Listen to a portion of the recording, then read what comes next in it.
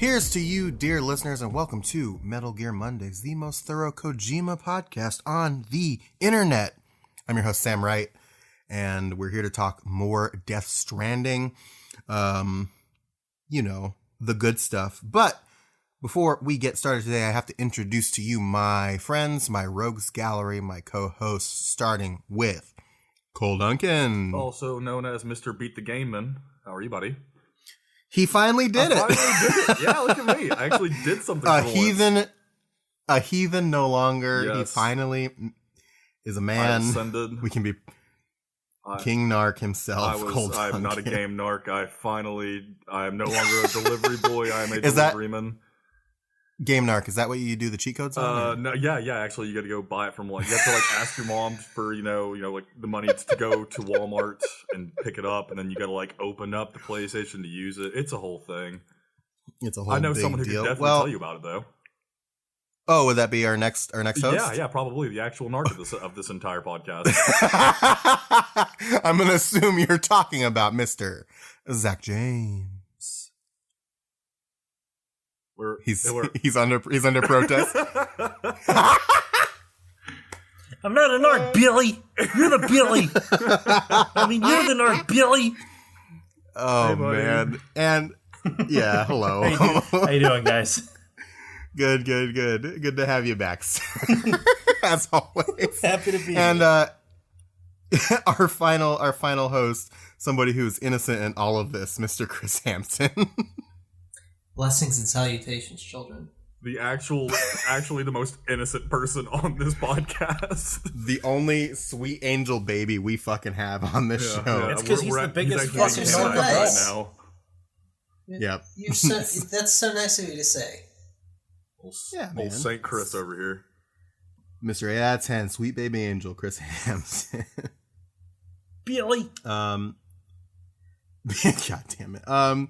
So we're gonna, we want to get right into the action, but we have one little piece of information that we need to discuss in a little segment we like to call the news.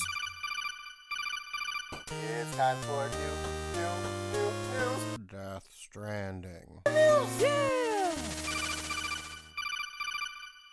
So, in case you've been not knowing, there's going to be a pretty significant update to Death Stranding coming in mid-December. As you are listening to this, it is, I believe, if my calendar will work, December 9th, so we might probably be a ways away from this update. If not, you're probably experiencing it now, and that's awesome. But if so, news. They're going to be doing some cool quality of life improvements, such as if you don't like small font, they're given the ability to increase the text size of the menus, which is very nice. Menus, emails, things like that. And they're also doing a couple of in-game stuff that have been commonly requested, but they're doing... What are they doing, Chris? They're letting you dispose of vehicles, I think, is one of the things. What does that mean? Yeah, I assume it's you can recycle things in the game right now. So you can do that with vehicles. But you can only have so many vehicles, right? You can only have 2, I think, right now. So if you want to have a regular bike and a long range bike in a truck, I think the way it is now is wherever you build, the thing that's the oldest gets just shuffled out, and it's gone forever, and you lost all the resources that you used to build that thing. Mm-hmm. So, but now you have the ability to get that stuff back. How about an option to turn off the freaking unnecessary slow-mo? I don't need a cutscene every time I'm grabbing a bug or every time it starts to rain. Zach, you were the guy last time who couldn't wait 3 minutes for Hartman to come back. No, and you know what, Chris? I stand by it. The more I learn about you, the more I feel you're an impatient. Tell you what, Chris, in my next book, I'm going to dedicate a chapter that's nothing but a guy describing his own farts for 30 pages. Dedicated to you, my friend. Jesus Christ. And you know how much time is going to elapse in the real world? I'll read the fuck 3 minutes. We only got 4 minutes to save the world. It's back. I did it again. I did it a fucking again. Handle it. But yeah, so this update is going to be, so there are, I think, a couple of other features they are planning to include in the update, but the vehicle one and the text one are the only ones that they've announced. But apparently, the update will likely address other common requests. We're just not sure which ones they are. How about a portable music player? Yeah, that'd be dope. Little iPad, little iPod, little MP3 player. iPod. I want to listen to Low Roar right here. Low Walkman. Yeah. Maybe patch out chapters 10 and 12. Oh God, listen. Okay, calm down, Rocky. We're gonna get there. I don't even know. Let's check it.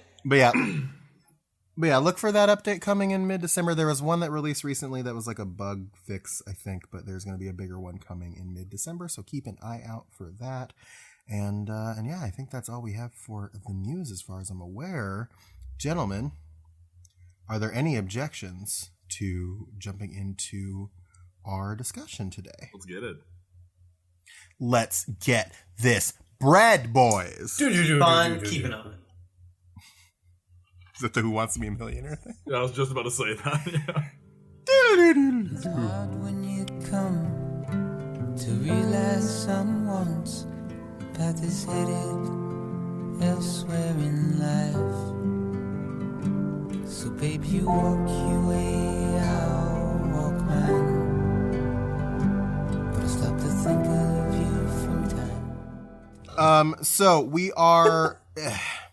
The thing about the episodes in the chapter is in this game is that they kind of bleed into each other. So there's not, we don't really know specifically like where does episode 9 end and where does episode 10 begin. So just to be safe, I divided it up like this. So in theory, we might still be talking about episode 9 a little bit, but all of the stuff that's happening here feels like it belongs in episode 10 personally. So we're going to pick up from where we left off, which was, we beat Higgs, and Fragile's got a gun, and some bad things may happen to Higgs.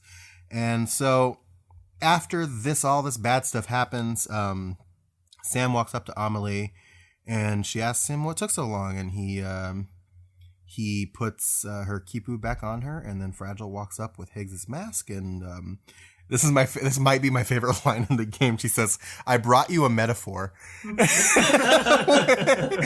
is so fucking on the nose. I can't be mad at it. I just love that line. That was worth the price of admission. It really was. It was so phenomenal. Like I can't be mad at it. It's just I brought you a metaphor, cryptic metaphor. But she wants Sam to take the mask and use it to like tell the mules and like the people with this Porter syndrome, like, this is what happens when you hide behind a mask. And Sam is like, no, it's better if they hear it from the woman herself. And then Fragile also reveals that she brought Lou with her, and Lou seems very happy. And Fragile asks where she can send them, and Amelie is not impressed. And she kind of steps in. Very, very jealous-like in this moment. It's super weird, being that she's his sister. But yeah, so she kind of steps in and says that since the chiral network's all connected, they can jump east together. And Sam is trying to be a little bit nicer, and he goes, "Look, we appreciate what you've done for us, and we're good for now. And you're needed back at Fragile Express, and who would be better to scoop all the pieces and put them back together?" And that they wouldn't want to settle on anything less than perfection. No, that's what she says. So she says that who would be better to scoop up the pieces and put them back together? We wouldn't want to settle on anything less than perfection.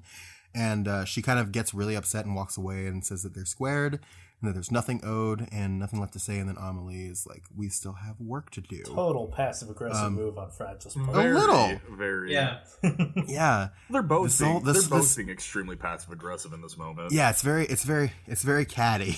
What's in for? Like, it's not for no reason. Is it being catty? That's the thing. Right. And the thing of it is, like... It did kind of come out of nowhere. Just like, hey, we're good, thanks. Yeah. Okay. What's wrong? Nothing. Okay. Yeah, well, I mean, I just don't... And maybe someone can, enlighten me. Why is there animosity between Fragile and Amelie in this moment? I mean, Fragile legitimately helped Sam get to her to, ultimately, finish what he started, or finish what she started. Because Amelie's a bad lady. We're not doing this on this episode, okay? We're doing it. We don't know if she's a bad lady, Zach. I think it's kind of a clue that Fragile might know something about the situation that we don't know. Yeah, that Amelie's bad. And like it's a choice, right? And normally, like, when you're playing a video game, it presents you with a choice of, like, you could do this thing or you could do that thing. But in this game, the choice is made for us. It's like we could go with Fragile and go back and help everybody, or we could go with Amelie. And the game is like, we're going with You're Amelie. you're going with Amelie. Yeah. This game doesn't give you a lot of choices. This game gives you the illusion of choice. I just think it's times. Yeah. I just think it's so weird how they chose to square it up, though. Like we said, is because it's like there's no reason for Amelie to be like this. Like, it was very much like a girlfriend not liking like a female friend type of situation. Yeah. It felt very weird. Fragile showed up and Amelie was like, "Hold my key poo. Hold my key poo." But it was very weird. But Fragile walks away, and Sam kind of hesitates a little bit, and Amelie's just like, do you even still believe in me? And that she is still a walking time bomb even without Higgs. And she's like, I can end it all just like that, but that's what it's what I always wanted, was for everybody to be one. And Sam kind of asked her if all of this was for her, for Bridget, and Amelie says it's for their country and their future. And Amelie tells Sam that when he was back east, she slipped out of the beach and went to visit him. And Sam gets a little upset and asks if she lied about everything, and asks if she knew what it took for him to get there.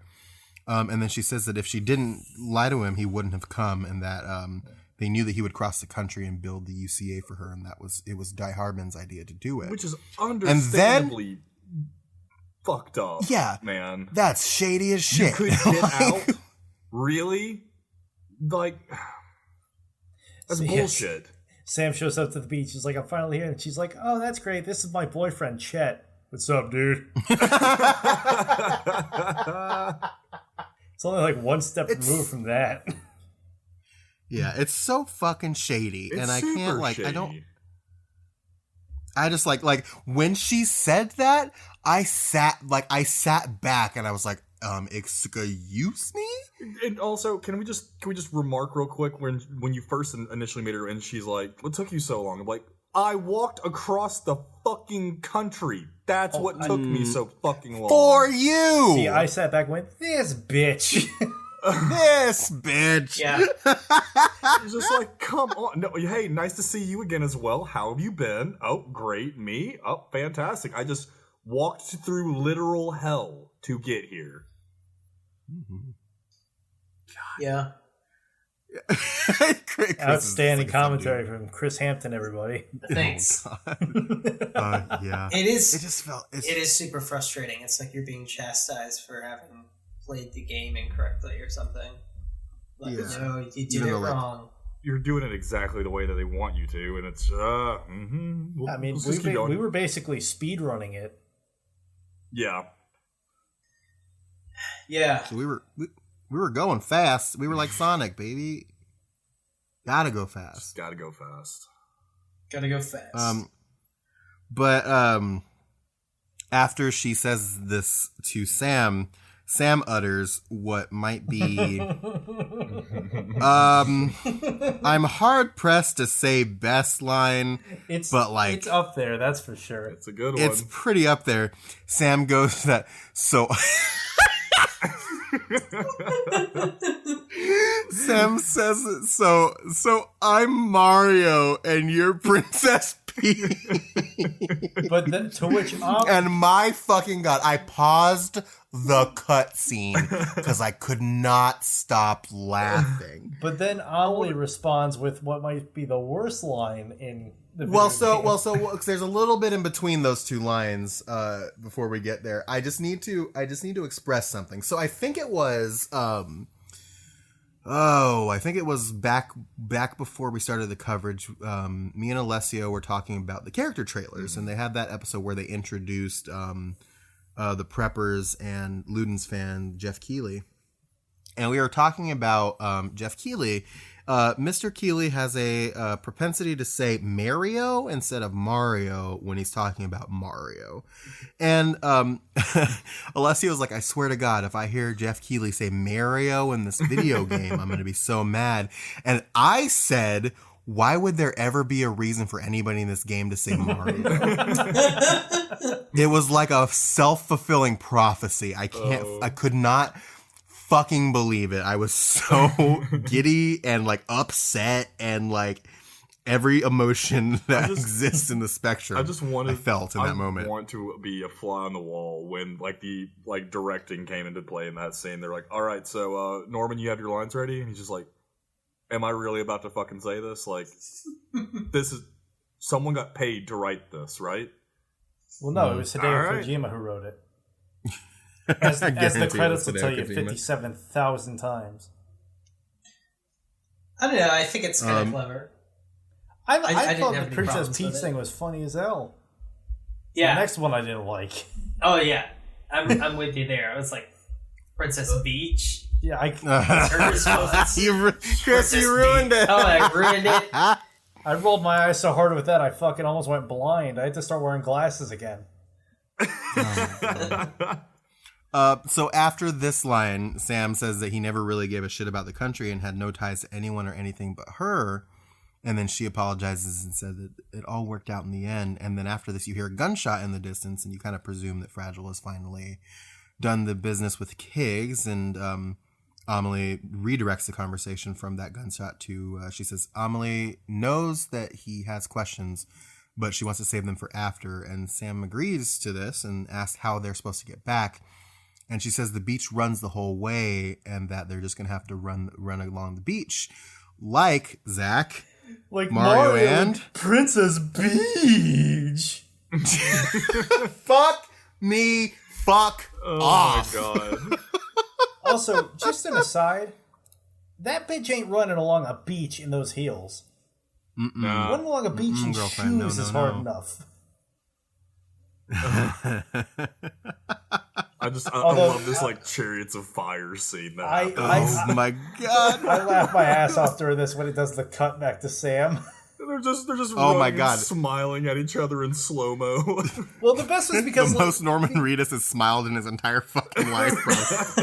Well, also the fact that like Amelie's running and she's all like pristine and all that, and then it cuts back to slow motion. Then it cuts back to Sam. I don't know about you guys, but my Sam was fucked up. Like his one eye was swollen shut. His like he was covered in blood. Yeah, he's giving like this like half-assed, crooked like stroke smile. It's like I'm happy to be here. I was expecting like dun dun dun dun dun dun to kick in. I'm shocked it didn't. I would have fucking given this game a 10 out of 10 if he did that. If he had actually gotten the rights to it. Man, this should have been the ending, honestly. Just a slow Chariots of Fire. Just a credits. Slow fade. Yeah, just a slow fade to black.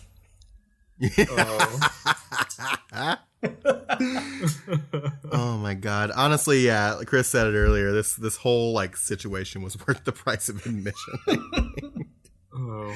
Yeah. Because it's so goofy, but like honestly, this is peak Kojima. I kind of it's peak Kojima. I fucking love it. I was just about to say, I mean, this is the kind of stuff that you expect from a Kojima game. Yeah. A Kojima game means goofy shit like this. Pretty much. In the middle of a very dramatic situation. Did you say nerd? Like, listen.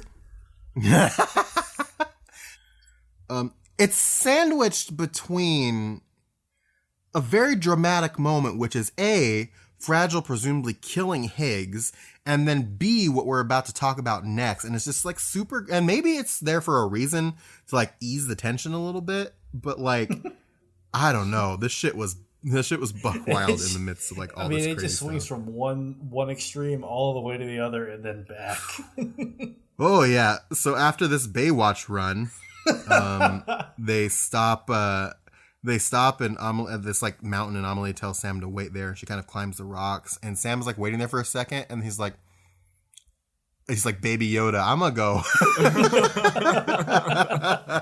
I'm gonna go. And so he goes anyway, and then in the distance he sees somebody in a white suit talking to Die Hard Man. And it zooms down into the conversation, and Die Hardman's like, he calls her President Bridget Strand. He says he finally gets invited to her beach, and then he holds a gun out at her and asks if she remembers, and says that it's the same gun as before, and now he's using it to make things right, and that she was supposed to make the world whole and not fuck it all up. And then she tells him to get on with it and grabs the gun, and he yanks the gun away and then fires at her, and nothing happens. And this is Bridget, like it's not Amelie. This is Bridget. Full on. Yeah, and she says there's no atonement for them, and then you kind of like look out to the water, and there's Cliff's skeletons kind of rising away, and then Die Hard Man sees Cliff, and he cannot believe himself, and he kind of kneels in front of Cliff, and Cliff kneels down as well, and Die Hard Man starts crying, and then Cliff takes off Die Hard Man's mask, and just a regular Cliff ass dude underneath. Mm-hmm. And Cliff asks if it's really him, and Die Hard Man confirms. And listen, in case you weren't painfully aware in the flashbacks, Die Hard Man's John. Oh my god! Yay!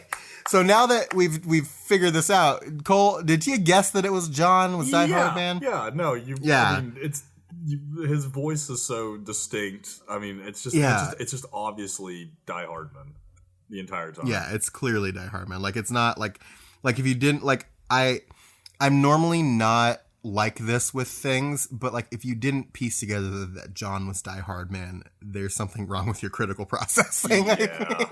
All right, well, pardon me not for being so fucking aware like the rest of you guys. You knew it was John too. You narc. You fucking narc. Get out of here. So one interesting aside that I kind of like with this whole scene is, so obviously Mads has his spooky, scary skeletons as usual, but these ones are all tacked out just like he is, because up until this piece, with the exception of the end of the World War II section, they've all been basically in the uniforms of whatever period they were fighting in, and that makes me think that maybe these guys are like the skeletons, quote unquote, of Cliff's old Special Forces team. Oh, Interesting. That is a really cool point. I didn't even think about that. Seeing Cliff come up like this, I was just like kind of giddy a little bit. I was like, yeah, get him, Cliff. Especially Cliff, make him say especially because there was one point before he moves on or I think it was right at the beginning as Die Hardman's falling to his knees, like Cliff just has this stone face and he's got his rifle, and I expected him to just shoot him right then and there. Like he had it leveled and ready to go. Mm-hmm. Yeah, dead to rights. So Die Hard Man's like, yeah, it's really me, it's John. He asks Cliff if he remembers, and Die Hard Man like apologizes to Cliff, and then Cliff aims his rifle at him, and then walks past John, aims his gun at Bridget, and he says he's demanding his BB. He wants his BB, and then Bridget, fucking narc, says, Bridget is the ultimate narc of this narc of this entire game. Oh, we need another reason to not like her. Here it is. Yeah, for real. She's fucking diabolical, and I can't stand her. Well, this is because at this point Sam texted me. He's like, because Sam wasn't this far, but he's like, "Is John Die Hardman?" And I had just finished this section, and I wanted to like go off, and I was like, "No, I can't rant just yet." Yeah. But yeah, Bridget goes, "You're looking at the wrong place," and then just points at Sam on the cliff. And it's like, it was so fucking narky. It was so bad. And then Cliff like yells for BB, and the skeletons aim their guns up there too. And then Cliff sends them after Sam, and BB starts crying. Lou starts crying. And then out of nowhere, Amelie appears and tells Sam to stay back, and then pushes him off the cliff. And then he finds himself into the water and into the seam. And then when he repatriates, guess what's inside him? It's not Lou. It's one of them creepy dolls. What is The doll. It's one of the creepy dolls. Oh, that's gonna puncture his colon. Oh yeah, it's nails in there. Puncture a lot of stuff in his throat. My God. It's not good for you, Bubby. You can't be eating dolls anymore, Bubby. It's bad for you. Get out of my belly, Billy. Get out of my belly.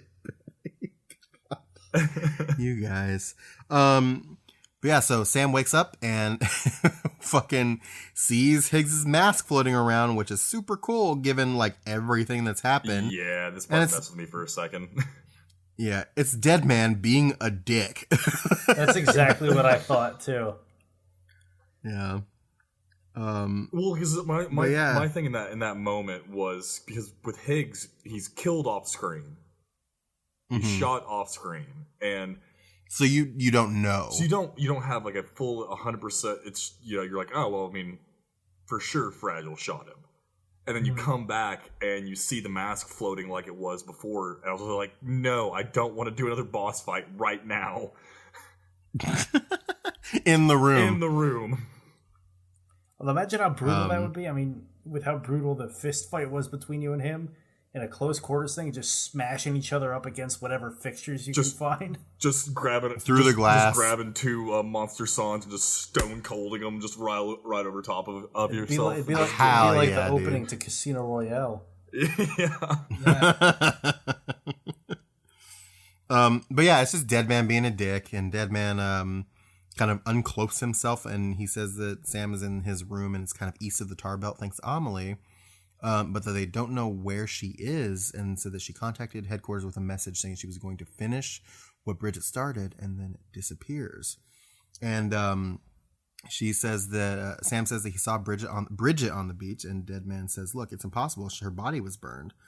And Sam's like, "Look, I saw her, and then I saw Cliff take that Die Hard Man hostage." And Dead Man puts on Die Hardman's mask. And says he always suspected him, but now he's been putting together a new narrative, and that they've been operating under the assumption that Higgs was controlling Cliff, but that it can't be possible since Higgs is gone and Cliff is still causing, quote, trouble. And Dead Man thinks that Cliff is the mastermind and that he's holding Amelie and Die Hardman hostage on the beach. And Sam's like, I'm going back. But Dead Man lets him know that Fragile's unavailable and that the situation has changed quite a bit and that they'll tell him after he rests. And Sam doesn't want to, but he kind of agrees to do it after Dead Man points out that Lou needs to rest as well. And Dead Man is kind of talking about like what needs to be done next. As they finish the network, but there's one final step. They need a new president and they need to establish a government. And Sam's like, "Fuck America." And Hartman's like, "No, we need to do this because we need to rescue Amelie and stop the sixth extinction." And doing that is the same thing. But that neither is possible unless he comes back east. And Fragile kind of pops in and says that everybody's here but him. And here's where, and I think the rest of you can agree, here's where I have a big fucking problem. This is a big glaring fucking problem. Is it Fragile? Is it the Lord of the Rings Eagles argument? Yes. Yeah. Nerds. Fragile has transported everybody back to headquarters. Lochna's there. Die Hardman's there. Hartman's there. Dead Man's there. Everybody is fucking at headquarters waiting for Sam. And now she is too tired to transport Sam back to the headquarters on the fucking east side of the country. Right? We're on the far west side of the country. And Sam's like, "I'm not doing that. I'm not hauling myself back over there. Fragile, help me." And she says it's dangerous to use the beach to move people now. She said she could get stuck on the beach, wouldn't know where she'd come out.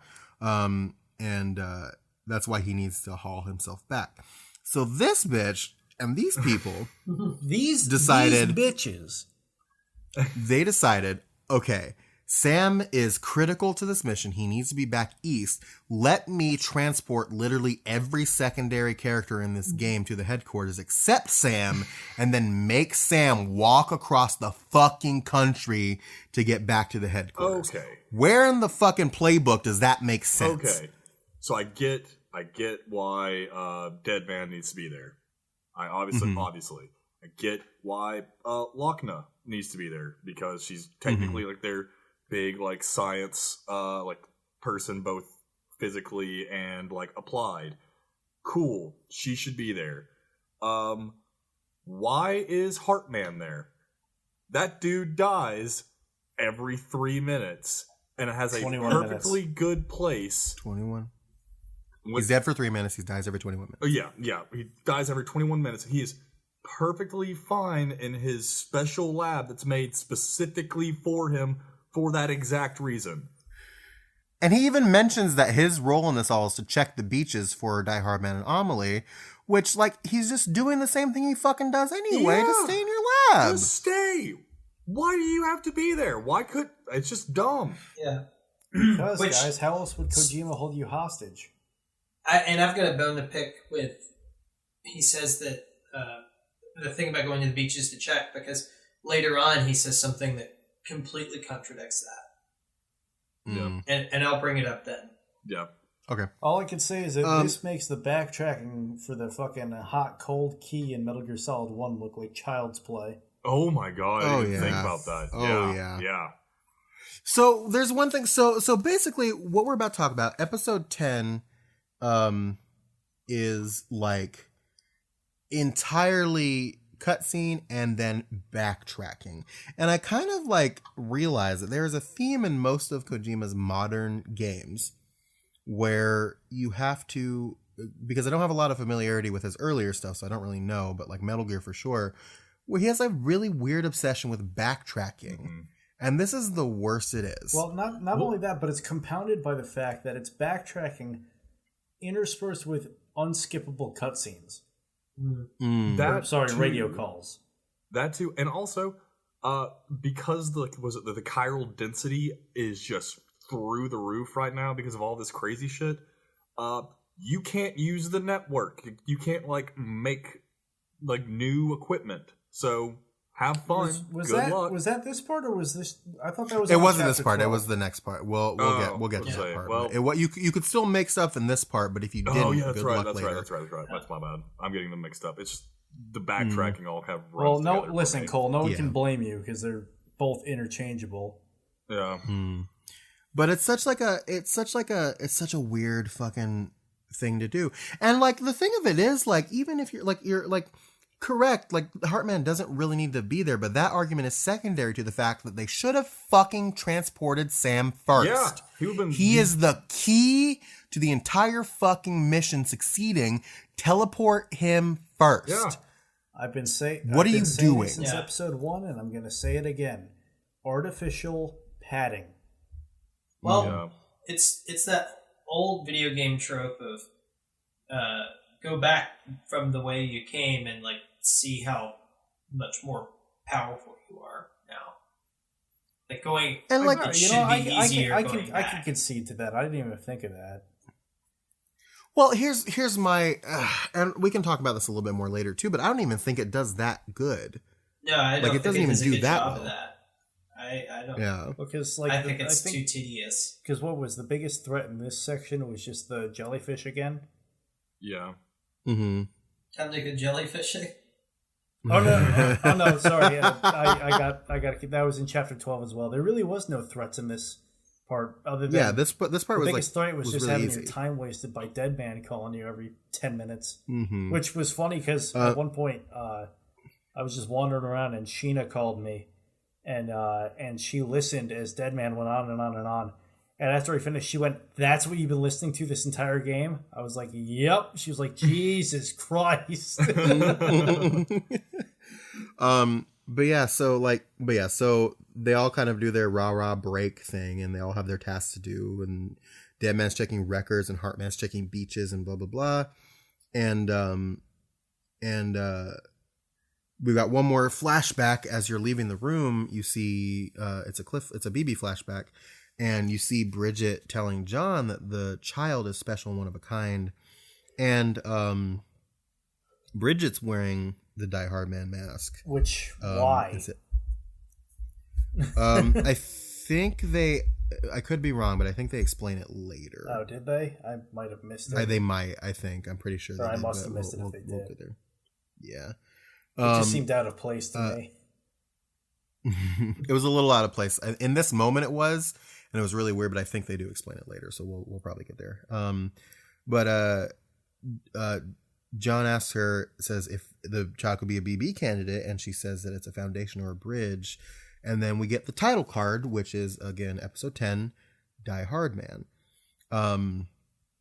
Which, can I mention for a second that this is like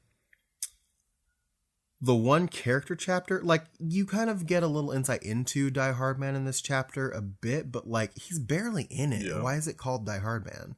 I'm not sure at this point. Like I think maybe they just wanted to give all of like the quote like title characters their own chapter. I was like, about to say nothing. That it's probably like an homage to Tarantino. Fucking everyone needs their own chapter. Mm-hmm. But like, he doesn't really have a big role. He's missing for basically all of it. But anyway, and yeah, thus begins the long walk back. Odyssey number 2 with these calls.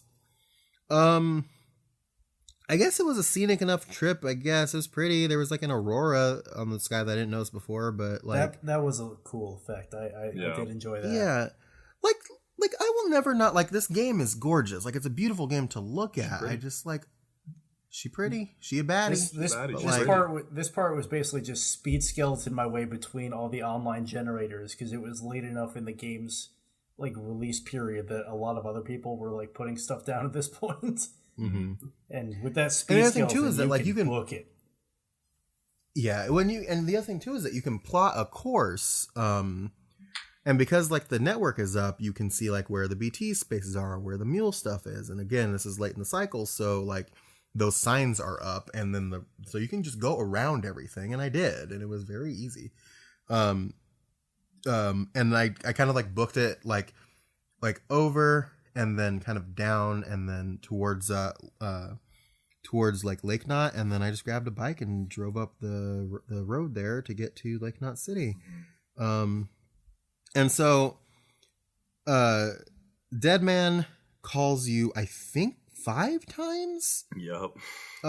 Throughout this, instead of just calling you and talking to you while you're driving, he interrupts. You stop. You're walking or your vehicle or whatever. You stop basically, and you answer this phone call, which the phone calls are not skippable or pausable. No, I think they're not. And so when I was taking notes about this, I had to fucking press the PlayStation button to go to the home screen so I could take a fucking breath to write down all the details. And yeah, so Deadman will call first, and he recaps Cliff's story, saying that he retired around the time of the Death Stranding and became involved in BB experiments somehow, and then died before they ended. And they're not sure what his death was about, but the battlefields are partially sustained by his enduring emotional attachments relating to the BB experiments. And this is a detail we talked about earlier in the game. So, yeah, didn't need that. But yeah, he's driven by his compulsion to take BB back, and it compelled him to drag himself back from hell, and that he's nothing like a BT, and then you know more about him. Then you do more, and he calls again. And he says that BBs were meant as a catalyst for the chiral network, and that all of the Knot cities were built with them at their core, which is fucked up. Real bad. And again, so we know, like, again, to connect Edge Knot City, we had to take a BB and give it to the distro center to put the network online. So, like, we had a glimpse of what this was a while back, and yeah, it was fucked up. And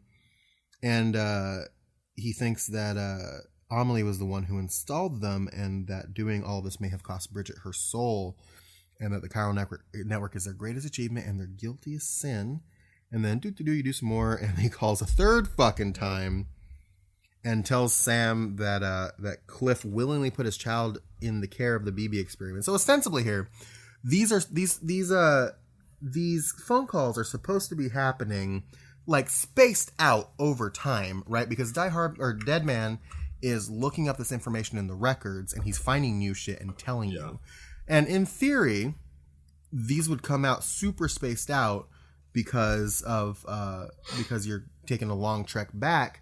But like if you're just fucking going, the trip isn't that long, and so they pick these like weird arbitrary points in your trip to call you and stop your progress to tell you this stuff. So it feels very like hammed in there, jarring and sporadic. Yeah. And so he did this because so he's saying that Cliff gave them his baby because of didn't know what their true intentions were. And then when he found out, he tried to get Ray in custody but failed, and says that he'd have every reason to bear a grudge against Bridget, but that just because she wasn't dead doesn't mean that his hate is, and that he redirected it towards Bridget and anyone close to, or to Bridges and anyone close to Die Hard Man. And then calls a fourth time, and like, I don't know about the timing for you guys. This fourth one comes immediately, like seconds after you get the third one. You get like a couple feet on the bike, and then all of a sudden, the codec goes off. Okay, just straight back in. Okay. So he calls this fourth time, says that he doesn't think Die Hard Man can make the jump to Bridget's Beach without having a strong personal connection. And looked in the histories and said he couldn't see one of those, but the network should have contained something, but there was nothing, and that everything about his life from before the last 10 years was redacted. And Dead Man considers that he actually has a connection with Cliff and used that to jump, and maybe why Cliff is holding Die Hard Man hostage, and wonders how the two of them wound up on the beach. And Heartman jumps in now and says that because of the chiral network, the beaches are combining and creating one big seam. And if that process continues, the BTs could flood into the living world and create an unprecedented Death Stranding. And he says that his beach and Cliff's battlefield exist in a pocket that are unaffected. And asks where the beach that facilitated a higher process setting everything in motion was. And he questions that it might just be Amelie's, that is this like big overarching beach, and thinks that Cliff's ultimate goal is to gain control of Amelie's beach and exploit its power over everything and trigger this last stranding, this huge extinction event that's going to wipe everything out. And Dead Man thinks that Cliff was the one who put Higgs up to everything, and that the last stranding is Cliff's final revenge against the world that took his child and his life. It's very dramatic. So that's a lot. I mean, it's just another one of these. It's another one of these moments where it's like, yeah, I really do. I go back to what I was saying last episode, where I was just kind of complaining about, them not telling me about the actual story and making me read it. This is just another time where it's the exact opposite, where it's like, hey, here's a giant information dump. Have fun with it. Mm-hmm. Well, I think it's actually funny because, Cole, I think in part 1 of this coverage, you mentioned that even though the tooltips are kind of annoying, you appreciated them and the nature of the calls that you get, as opposed to Metal Gear Solid, because of how it's how it doesn't break the action as much, and then they do it so egregiously in this part that it's comedic. Well, I mean, the thing with the tooltips is that it doesn't interrupt the flow of the game. I'm very anti you stopping the game and forcing me to, deal with something, unless it's a cutscene, like a necessary cutscene that that moves the story along. Everything that the codex were, explaining could have been done as, in the background while I'm still moving. Yeah. Just have them just keep talking. Yeah. Yeah. But yeah, so you're kind of making this journey, and this is happening as you are approaching Lake Knot, and again, we're getting interrupted after you see this. We're getting calls still at this point. And as you approach Lake Knot, guess what you see above Lake Knot City? That's right. If you guess Supercell, you win the prize. It's another Supercell. Oh yeah. And so we know what's probably about to happen when we get there. And of course, the worst happens as he gets close. You see another flashback, and Cliff's on the ground, and he's talking to apparently BB, and he says when he found out he was going to be a father, he was so scared of what it would mean, and that he had to be there for BB and his mother no matter what, and he couldn't go off to get himself killed anymore, and he couldn't leave them all alone. And he said he had it all wrong, and that being a father made him brave and not scared, and that he apologized for it taking so long before it flashes to another scene of Cliff, and he's telling BB not to make the same mistake and to be himself and to be free. And then John is in front of Cliff with these guards, and he aims a gun at him and asks Cliff to hand BB over. And behind him is Bridget ordering John to shoot. And eventually he does. You hear a gunshot, and then the scene fades to black. And then, yeah, we're about to jump into our next chapter. But before we do, I want to see if anybody has any final thoughts about episode 10 before we move on to episode 11. That whole bit about the cutscene with Cliff was just real heavy emotionally. It was.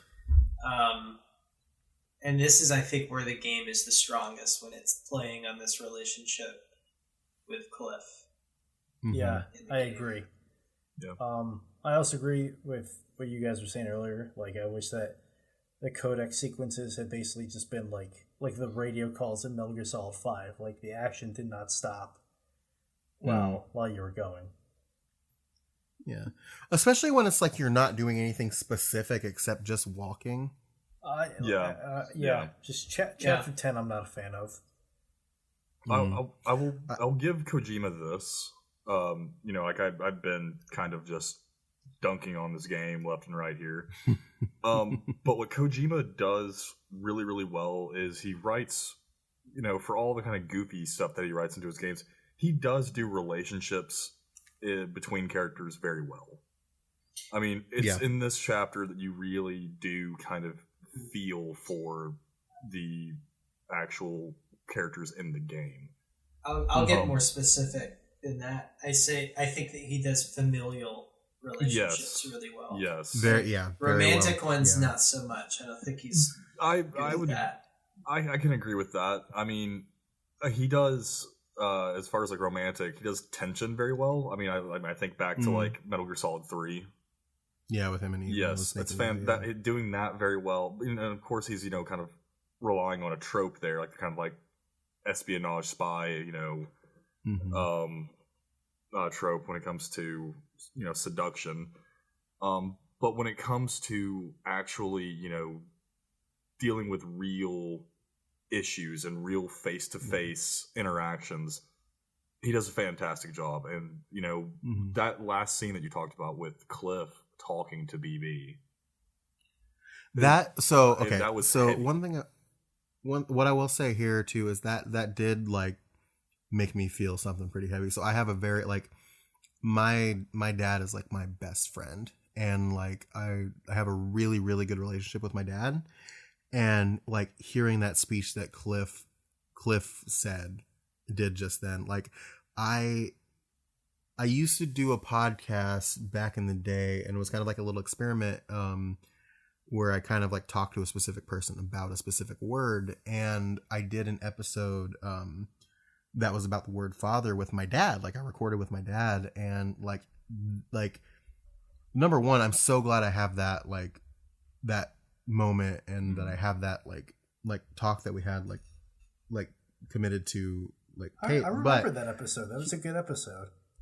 It was, and I talked to him. He said just about as much. Like he's very like he felt that like he felt he didn't really know what kind of father he was going to be, but he was going to try his best, and he did, and he has ever since. And like it made me feel very like wow, like I felt like I wanted to call my dad like after I played that part.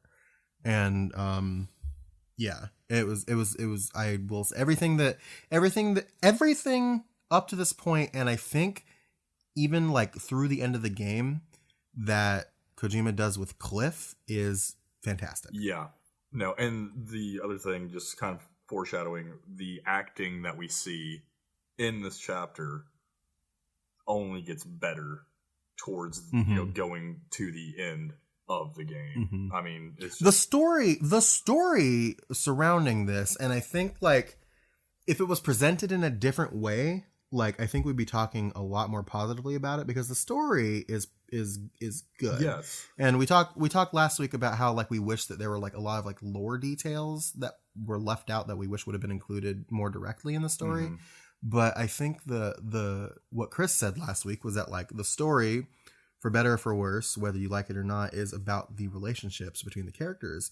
And I think that story is really good. Yeah. And I think it continues to be good throughout the game, throughout the rest of this game. It reminds me of, I mean, not to keep banging this drum, what like when with people with me and Chris's favorite show.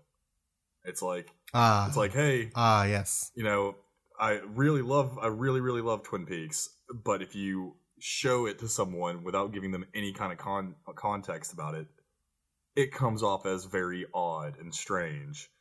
But you always just say, if you can just get through like 4 episodes, it gets great after that, and you're hooked. And I think it's the same kind of scenario with Death Stranding. It's like if you can just play for long enough to get these kind of really, really awesome moments, it's a fantastic game. It's a fantastic story.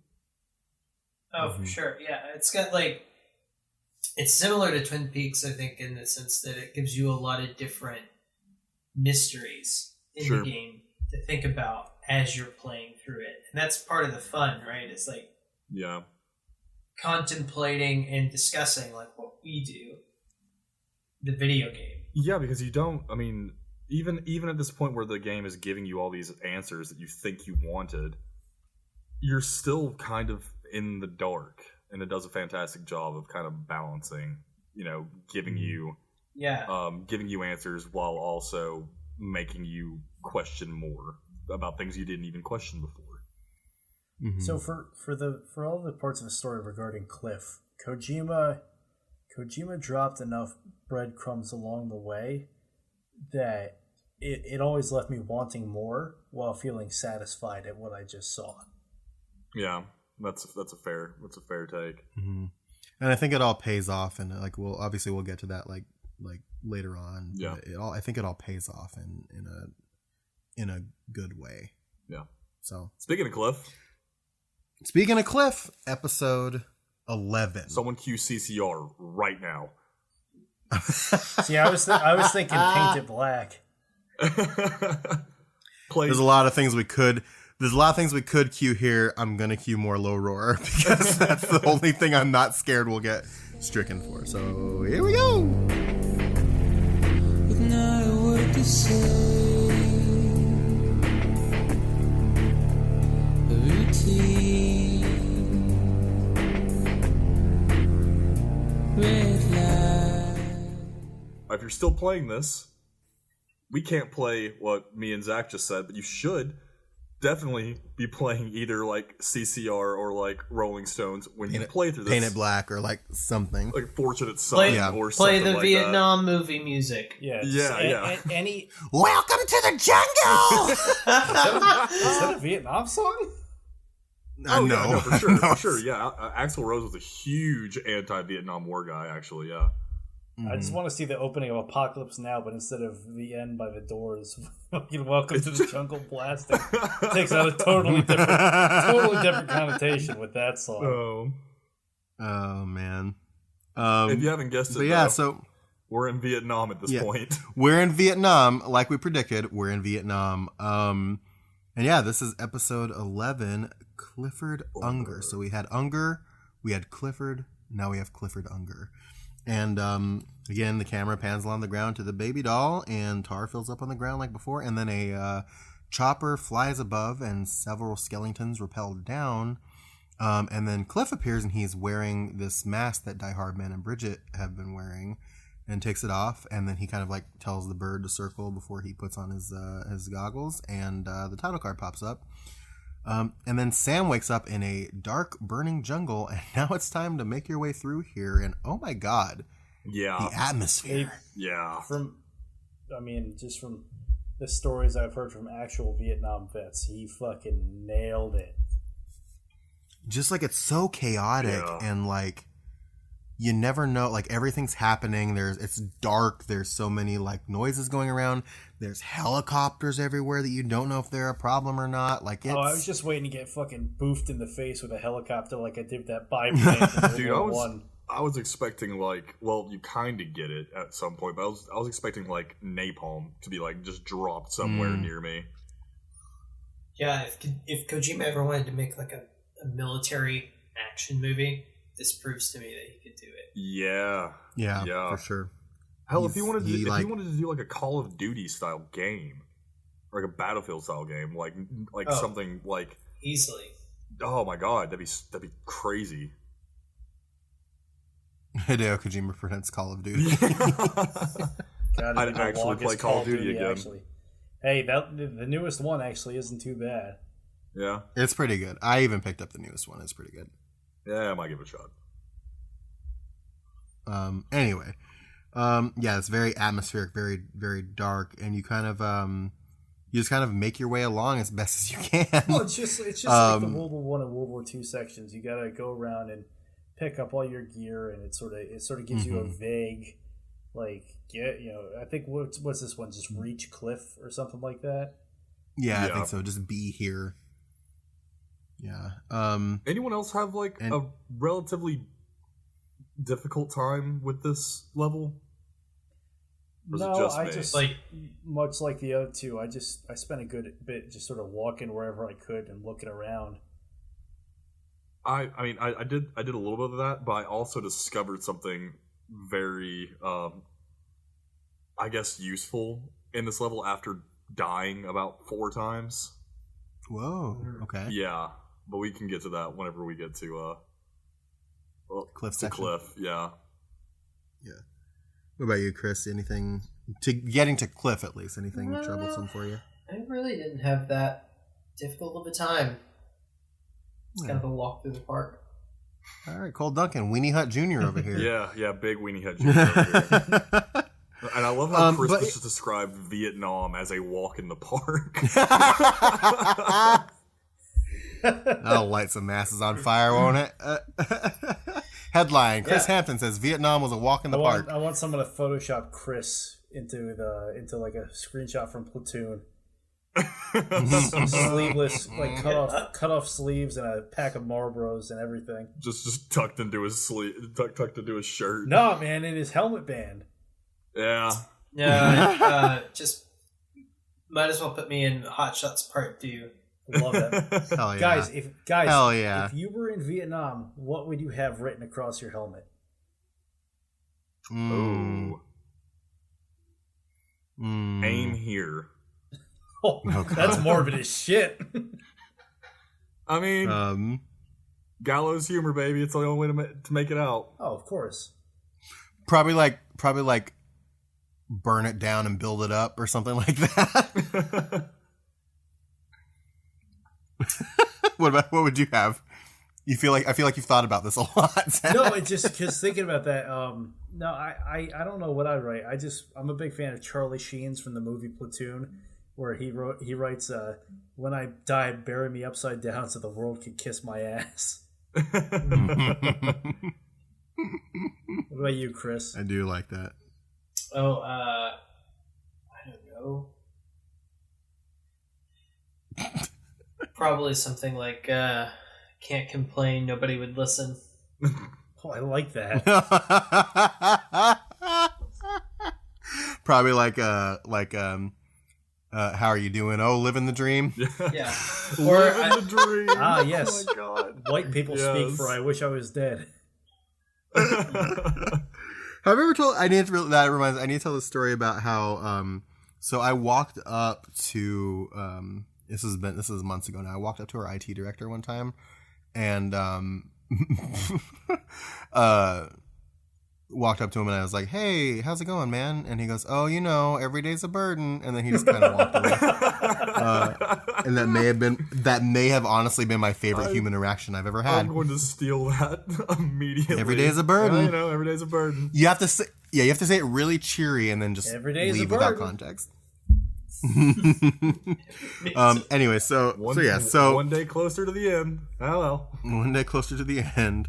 So you walk through this area. It's a kind of a different change of pace from World War I, World War II. It's dark, like you said. There's more explosions everywhere. It's very tense. And you get to like this open part of the jungle, and Sam kind of gets a headache, and the Odenkirk starts freaking out, and it flashes to a baby doll in Cliff's barbed wire web, and as the web burns, Cliff and his skeletons rise from the tar. I love this. And Cliff lights his magic cigarette. And he takes a couple drags and he tosses it, and the tar just lights on fire. He lights it. He lights it because there's ash and the helicopters. Yeah, there's like embers like in the air. Yeah, that's right. He catches yeah. one with the end of his cigarette, which was badass. It was very badass. And there's like a helicopter above him and stuff like that. So he lights a cigarette and takes a few drags like he does and tosses it. And then the tar around them just lights on fire. And these guys are just walking forward in this lake of fire. And it's fucking buck you wild. better believe I caught a couple of screenshots of this. So buck. Yeah. So buck. And yeah, so the jungle, it's time to face the jungle. Is a much wilder place to do this again. Yeah. And it adds kind of another layer to the mechanic that we've done before, because like before there was like all of the enemies were very much clustered in one direction, and so you can't deal with them, and the Odenkirk's like helping you out. Here again, we kind of talked about it's very chaotic, like Vietnam indeed was. They're all around you at all times, and the Odenkirk cannot keep up. So you're getting like pegged from like behind you randomly while you're trying to deal with these dudes in front of you, and like it's wild. It's crazy. Did anyone get like Metal Gear Solid 3 vibes? Yes, in a sense. Mm-hmm. Very much so. Yeah. Facing the self-esteem team. Yeah. Yeah. I fucking love those videos. So I have not thought about those in years. Thank you for that, Sam. You're welcome. I realized something about these kind of combat encounters. Mm-hmm. Kojima is kind of, and Zach, you can either validate this or invalidate this, or tell you to fuck off, because he will. Yeah, I know he'll tell me to fuck off, but like just. I might as well just try and throw it to him because, like I said, you've got more experience with this than I do. It seems like to me, Kojima is kind of forcing you to fight the enemies in a similar way to how these wars were actually fought. Like with the first incident in trench warfare, and that we said that's in Eastern Europe, so I'm assuming that's something like St. Petersburg. So, it's a lot of like close, like building to street to street combat. Mm-hmm. And then here in Vietnam, they give you a ton of like bushes, which is what I used a lot to my advantage to kind of, sneak through and kind of do like guerrilla warfare, kind of like pick off a couple of guys at a time and then just run for a little bit. Well, Cole. Actually, I agree with you 100%, and I was thinking about that earlier and how I was going to segue. But yeah, you're 100% right, because, the World War One had almost like not like a cat and mouse feel, but almost more like for lack of a better term, like a peekaboo feel. Like, all right, let me fucking go and pop off a few shots and take cover back in my trench. Yeah. World War II. They also gave you shotguns in that area in the first one. Well, yeah, because who doesn't want to be a German soldier in 1917 when a pissed off American jumps down and slam fires his fucking shotgun 5 times into you and your friends. And then, but I think you hit the nail on the head with how it changed with each one, and it also built upon all of them as well, because World War One had the very linear feel because you were in the trenches. World War II gave you a little more freedom because it was that street combat, but you could go around a building, you go in a building, you could try to flank them, yada yada yada. And then in this one, you had that, but it was also used against you because you had all this foliage around you that you couldn't see through, but they could see you and X, Y, and Z. Mm-hmm. The only thing is, Cole, that I do disagree with you is don't use the bushes, man. That's only concealment. You gotta use those trees. You gotta use those trees. That's cover. They're in the trees. Yeah. When you're in Vietnam, Sam the in the trees bushes. start speaking skeleton Vietnamese. But and so there was one other part here that this part gave me a shit ton of trouble, and it came in the fact that I was using hematic rounds on these cats, so I was constantly losing blood, and I was like, Jesus Christ, they're going down, but like if I get caught twice, I'm done. So I ran into a similar thing, and I had a couple hairy moments, but because I'm also obsessive in trying to prepare, on top of having my utility pouches completely full, I also carried about 6 or 7 blood bags on me at any time. And then, like, as soon as I was able to take cover and I'd equip another one to start a transfusion, I would do an Odekirk scan. And as soon as I found another one, once I had, I think, like 500 milliliters, I forget about the halfway point. I would sprint, and just as I was sprinting, I'd hit triangle to pick that up, and then I would just make my way to the next piece of cover to sort of always have a supply of blood bags. Yeah, I mean, like I tried to stay strapped when it came to blood bags. I actually have like a weird like mechanics question here. Yeah, shouldn't the bullets and the grenades just be already made with his blood in them? Why are they draining his blood? I never understood that. I agree. Fuck you, that's why. I assume the answer. With a lot of this game, that's the answer. But the part that I realized after dying 4 times was damn. You don't need hematic rounds to kill these dudes. Yeah, no. You never have. I did because I didn't put 2 and 2 together for some stupid reason, and then I just kept on getting just lit up, and like my blood constantly being just depleted, and I was like, Jesus, what is going on now? And I just switched over to regular lethal rounds. I was like, oh, this is 10 times easier. Oh my god. Way to go, Weenie Hut Jr. Thanks, Dad. What about you, Mr. Vietnam was a walk in the park, Chris Hampton? What do you got? What do you got for us? Chris just called it an airstrike. He put in the Konami code and just moved into the next. He used the game narc that we talked about earlier. Oh my god. Yeah. That would have been absolutely perfect if you could have put in the Konami code and just lit them up. And I just love what Sony's doing with these consoles now, because they're so interactive. You know, like the light bar changes colors, and like the PlayStation gets really fucking loud, like a helicopter. The disc starts skipping to sound like the fucking helicopter blades. Oh yeah. But yeah, so the fight itself, no, I kind of knew that I didn't need hermetic rounds, but I really suck at the combat portions of this game. So my rig, my Sam rig, is Why does that sound gross? Sam rig. My Sam rig. What you hauling on that there Sam rig there? Well, that's their rig you got there, boy. Breaker. On the back of the backpack, I have all pouches, and they're all filled with blood pouches. So, I don't think we've ever talked about what. Wait, you can put blood bags on the back of your. Yeah, you can put the utility pouches. Yeah.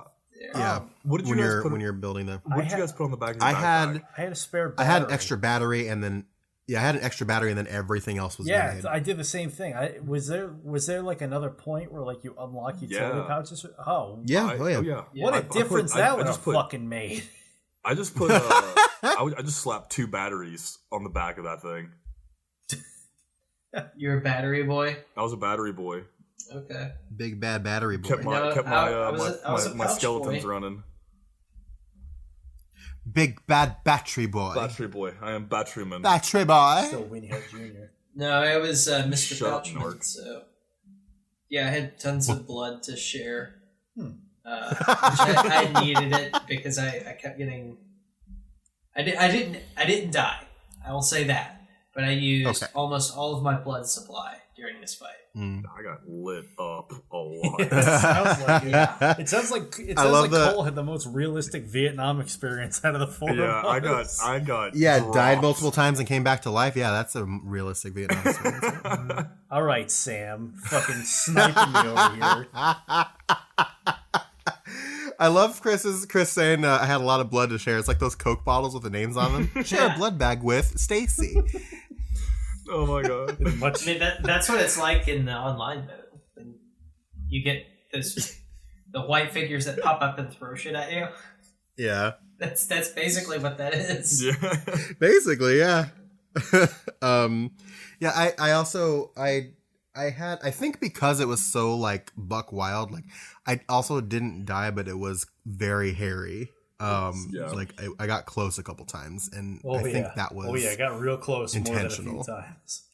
Yeah, like to the point where so I think that was intentional. I don't know if you guys experienced this at all, but like I took aim because this is before I realized that I could just use the lethal rounds. So like I'd see a fucking skeleton about to round the fucking tree that I was hiding behind, so I'd take aim and go to shoot, and it'd be like, "You don't have enough blood to shoot." I'm like, "Ah!" I have to run away. That happened quite a few times to me. Yeah, that's buck wild. Why isn't my gun working? Yeah, the other thing too is that Cliff adds again, like last time, he adds a couple new tactics in here too. Like he uses these like those weird tendrils to attack as well, and then when he retreats, he leaves like a burning trail behind him. He uses the tendrils to attack. Yeah. Oh yeah. That's what I was gonna say earlier when I was like I was expecting napalm to come down. It kind of. I mean, personally, I've never seen napalm deployed. Believe it or not. Because it's not legal. That was the believe it or not part there, genius. Way to go. Well, I mean, you never know. Wow, Kings, stop fighting. Yeah. Also, you started it. Also, to add on in front of the kids. Fuck you, Cole. By the way, for listeners, I actually do like this guy. Fucking speak for yourself. Don't lie. Don't lie on this podcast. But I think the implication was that this is kind of like the napalm because he does throw it at you, and it creates a giant like AOE. And out of that AOE, like his tendrils like come flying up, start like smacking every which way. How the fuck have I missed so much of this stuff? I have no fucking idea, dude. You're beyond the pale, man. I don't know how. Oh yeah. Everyone's gonna pile on Cole because he took his time with the fucking game, but apparently some of you people miss shit. Don't fucking some of you people. Don't lump me in because I saw all of this shit. Why don't you shut the fuck up, weenie hut war criminal? Whoa. Okay. Wow. And the other thing that Cliff does is that when you knock him out and he disappears again, he kind of leaves a trail behind him, so you can kind of get an idea for the general direction that he goes in, because the area is also very open and it's very easy to get like. Oh, I would have gotten lost as fuck if he had not left that trail. Oh yeah, so it was very good. So I think that was a good ad there. But yeah, so. It's beyond that. It's a normal one. Yep. Down Cliff enough times, and you get another cutscene, and Cliff kind of reaches out for Lou and starts whistling the BB's theme, and Lou kind of reacts to this, and Cliff says that they're getting out of here, and Sam kind of pulls Lou away, and Cliff demands to give him back his baby, and then Sam asks him, he's like, "Are you Clifford Unger?" And Cliff starts crying, and he asks who Sam is, and Sam asks if he's Lou's father, and Lou starts crying, and then Cliff whistles the song again, and Lou kind of calms down. And Cliff kind of addresses Sam and says they told him that his name was Sam Porter, but he's really Sam Bridges, and that he is the bridge to the future. And Cliff stands up and he tells Sam, he says, you bring people together and that you're their bridge to the future. And then he holds up his dog tags, tells Sam to stand up. And then Cliff puts his dog tags on Sam, and Sam kind of hands Lou over to Cliff finally, but Cliff hands him back and kind of hugs Sam. And the camera pans around and you see Cliff is now in his suit that he's wearing all these flashbacks instead of his uniform. And then you hear this like really loud bang, and then Cliff kind of disappears, and then we get another flashback. And we see John tell Cliff to take BB and get out of this place. And John says that if Bridget orders him to do something, that he has to do it. And there's a very big emphasis on he has to do it here. But that he served under Cliff first and that his family doesn't deserve any of what's happening. And Cliff kind of asks why John's risking himself to help. And John says because he saved his life again and again. And that when the brass sent them into the jaws of hell, it was Cliff that brought them home. And that's kind of the end of this episode. Yeah. Once again, really good character development between Sam and Cliff. Mm-hmm. So I would love to see. Oh, go ahead, Chris. Sorry. Oh, well, Sam was talking first, so Sam. Oh no, I can't handle this pressure. Yeah, I was just gonna say again, it's like another like really phenomenal like Cliff thing. So there was one little thing where when BB started freaking out the second time, and Cliff started whistling BB's theme, Sam actually took over it from him as well, and that's when Cliff sort of like looks up at him like surprised. Oh, I don't think I noticed that when it was happening. Mm-hmm. Oh wow, that's a really good touch. I like that a lot. But yeah, so we get this kind of cut to black again. We get the results screen, and then it's time for the next episode. Scream, scream, scream. Somebody scream. Keep it in mind,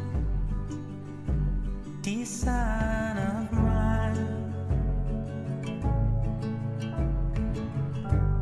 Remember when you wake. And we're walking. We're walking. That's the title of the fucking episode. And we're walking. I've been naming them, and this is the title of the episode, I think. That's perfect.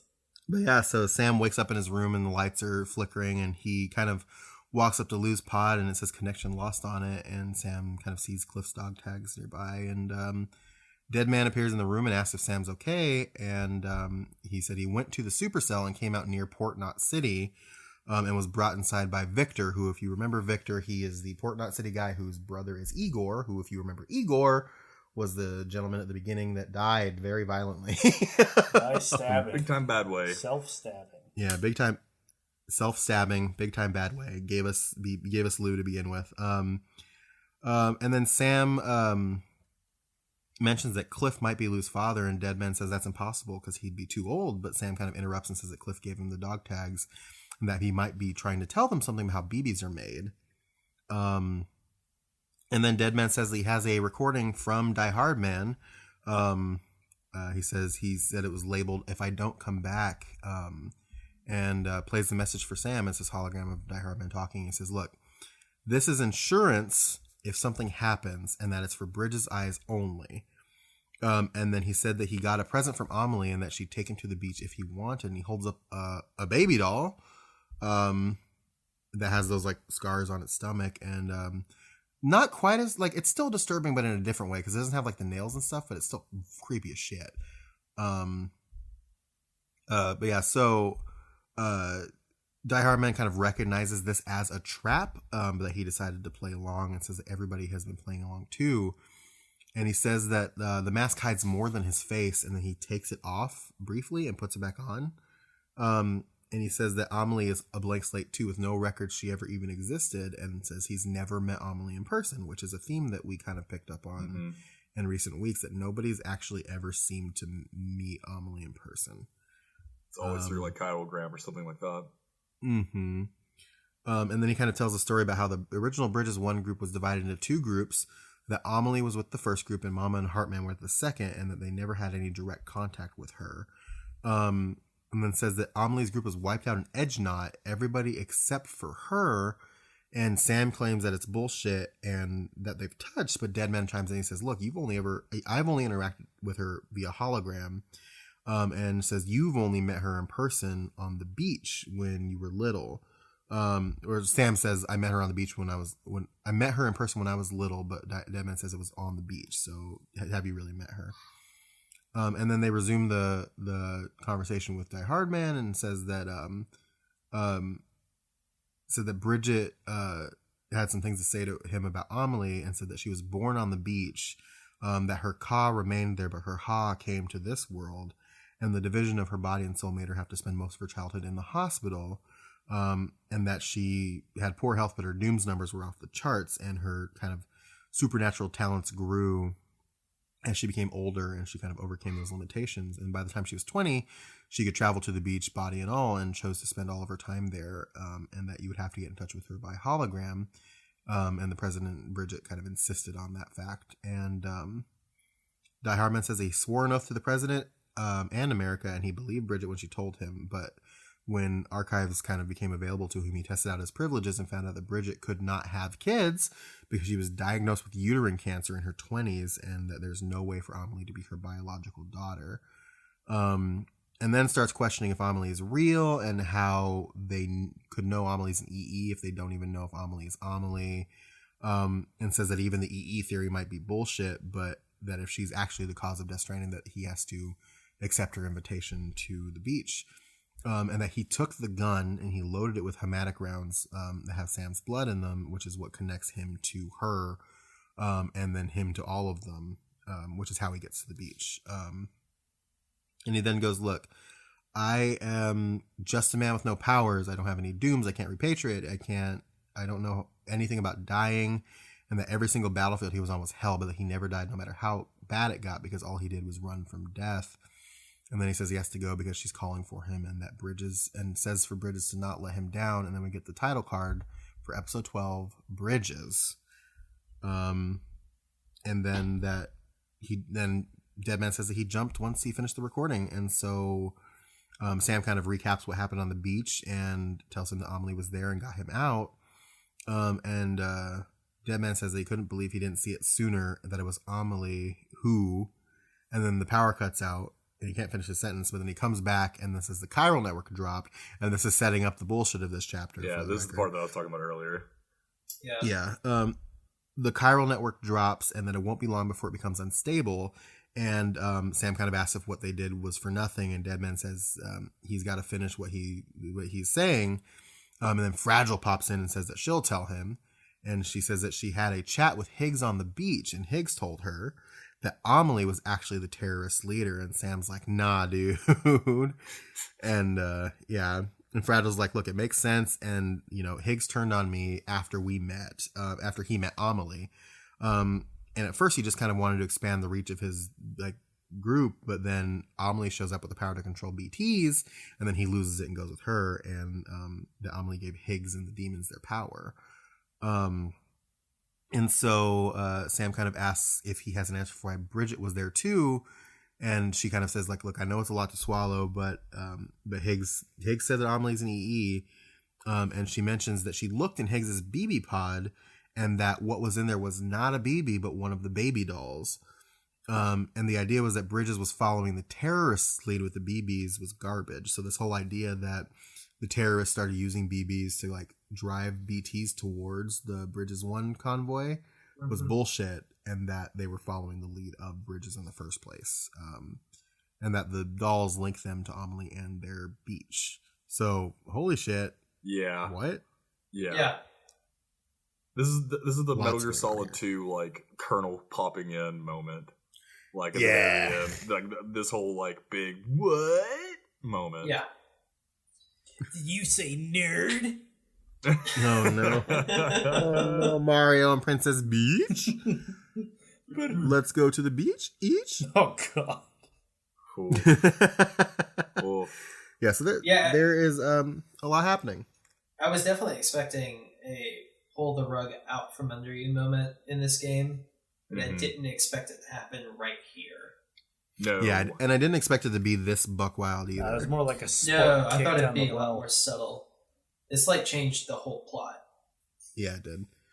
Also, I felt bad for Die Hardman for the first time. Same. Yeah, for real. I was totally ready to write him off after the whole beach scene, and then this play, I was like, oh, wait a minute. Yeah. Yeah, no, Well, he's 'cause a decent guy. Yeah. Well, decent guy, maybe. I don't think we really, like, the thing of it is, like, is he a decent guy or is he, like, a guy that just kind of got caught up in a lot of bullshit? Yeah. And it's kind of something we think about, like, later on in the game, too, where it's just like, is this guy good or is he kind of like an asshole or, like, what's happening here? But I think this is the first time where you're like, oh, wow, I have some sympathy I have for this some guy. kind of empathy for Die Hardman. Mm-hmm. Mm-hmm. And like to kind of tie into it, like just like right after this revelation comes up, Deadman kind of like realizes that like Cliff had the dolls too, and that Cliff and Higgs and the director, they were all being controlled by seemingly Amelie, and he kind of asks like, is the EE Bridget or is it Amelie? And Fragile's like, look, our answers are on the beach. And they express how much he needs to find her and for Sam to hurry back east. And Deadman's like, look, you're the next mission. He's like, you need to bring a thing of crypto bytes from Port Knot City to Capital Knot City because Fragile's gonna fucking die, and we need her to do this. And again, we're walking. And we're walking. And we're struggling because, again, like Cole brought up earlier, in this chapter, the chiral network is so unstable that you're not able to create things using the chiral printers. The network's down. Everything fucking sucks. It's raining torrentially. There's BTs everywhere. And there's terrorist fucking camps everywhere. BTs. Yep. And there's random. And It's a fun time. Your catcher encounters that don't even need to get triggered the regular way. And I had the best one. Yeah, I want to hear. So it's just a real kick in the dick. It really like is, dude. There's like a valley that you go through that's filled with the fucking tentacle balloons. Like there's BTs everywhere. That's the crevice from when you first. Yeah. Yeah, it is. But you're right. But those ones were weird, and this is where I had a couple close calls because they're black when they're in the sky, but they're brown when they're on the ground. So they fucking like blend in. camouflage themselves. Mm-hmm. Yeah. I got my fucking shit ripped when I was going through them, man. Like I was good enough at avoiding them in Edge Knot, but like here they're like virtually impossible to get through without like getting blown up at least once. I didn't have a hard time getting through them here. I had a really tough time with them at Edge Knot. Like here, I somehow or another just managed to like serpentine my way through. Well, so I had the same thing because I had like 16 fucking assault rifles on me at this point. It's only a slight exaggeration. But, stay strapped. But unlike the ones at Edge Knot where you just shoot them once and they would pop, these ones you'd put 3 rounds into them and then they would fucking split. And there were some that they would split multiple times. Yeah, it's fucking jellyfish fields forever, dude. Jellyfish jam, forever. Yeah, Sam, can you cue SpongeBob saying, "Let's go jellyfishing here"? I sure will, Chris. Let's do it. The one surefire thing to make your best day ever the best day ever. Jellyfishing, jellyfishing, jellyfishing, jellyfishing, jellyfishing, jellyfishing, jellyfishing, jellyfishing, jellyfishing.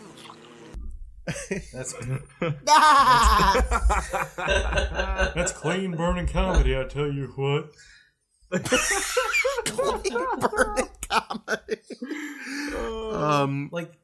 Yeah. So, honestly, the biggest problem I had with this up until the end was just because, I didn't realize that the chiral network was down. I thought it was just like, whatever.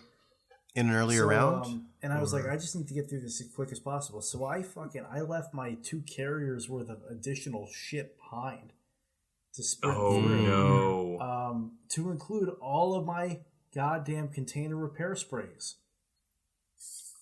I found one along the way. So it became much like how Chapter 10 was a mad lad dash from fucking generator to generator.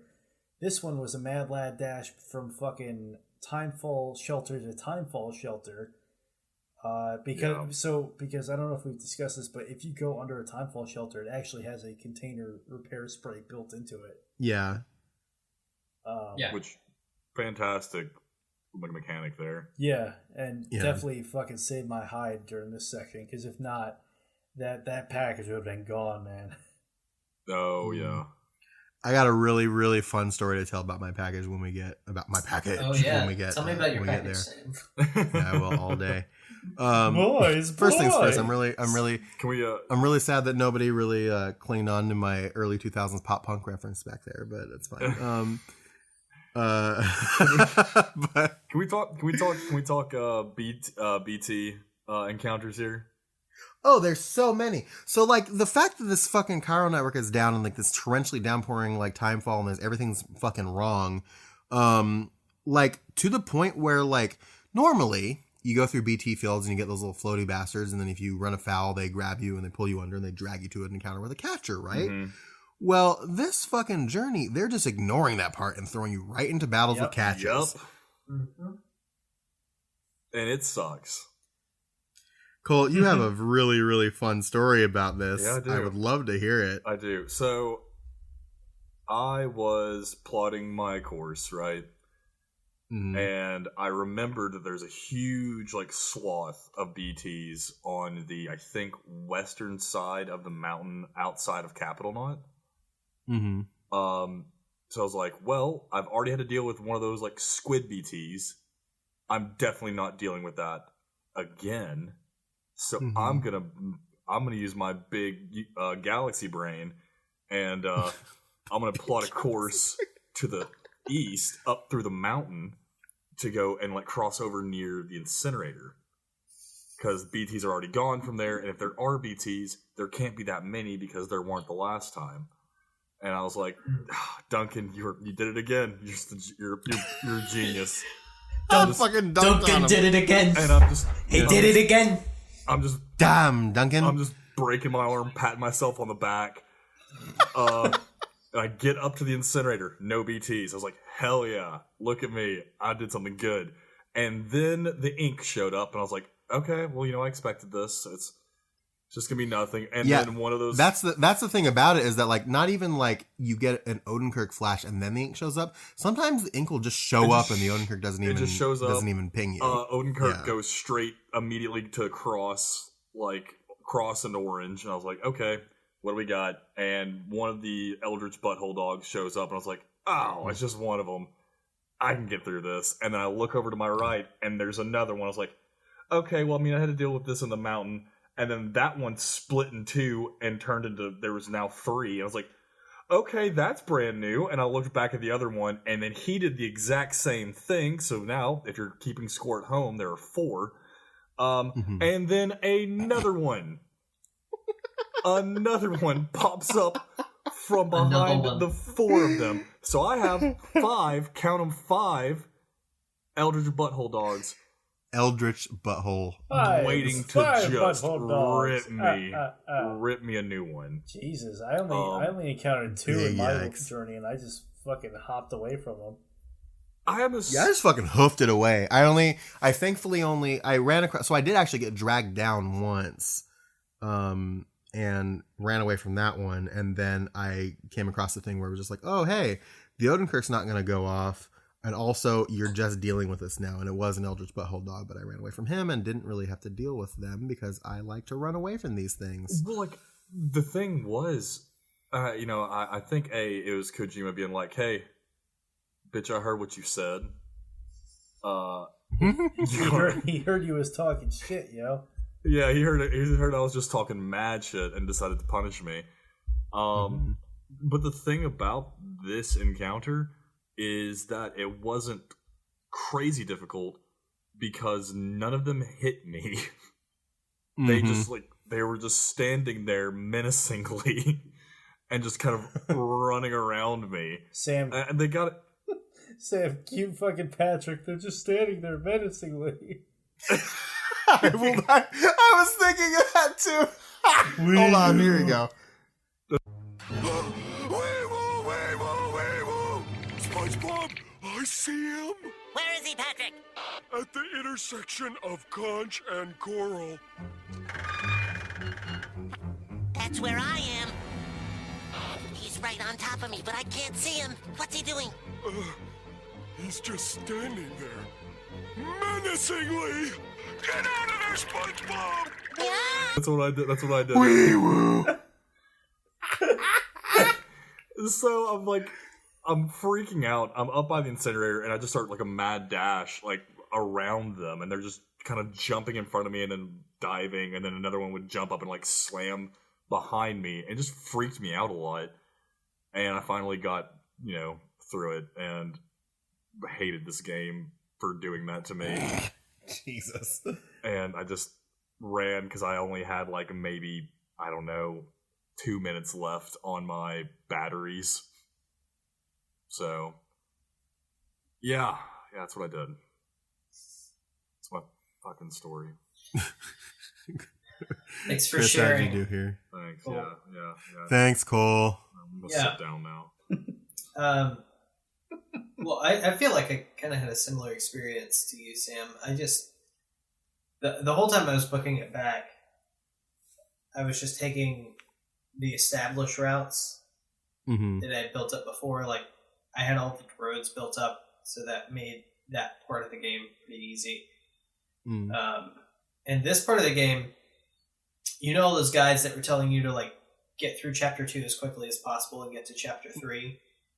I did not read into any of that before I played this game, and I spent so much time in chapter 2 that I had all these like bridges and things built up, and the paths were really well developed. So terrain didn't give me a huge problem here. It was just watching out for like the BTs and like well, so I remember, so Deadman kind of mentions, because again, I think it's very clear that you had like the best infrastructure in this game out of all four of us. Oh yeah.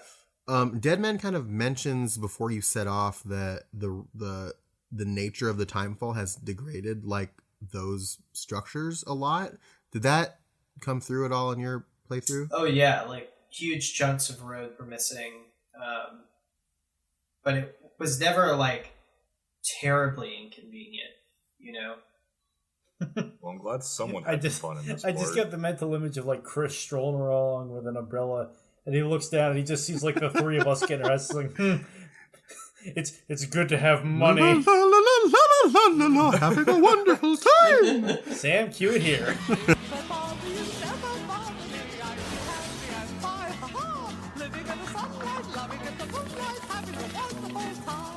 That's what, 3 SpongeBob references in as many minutes?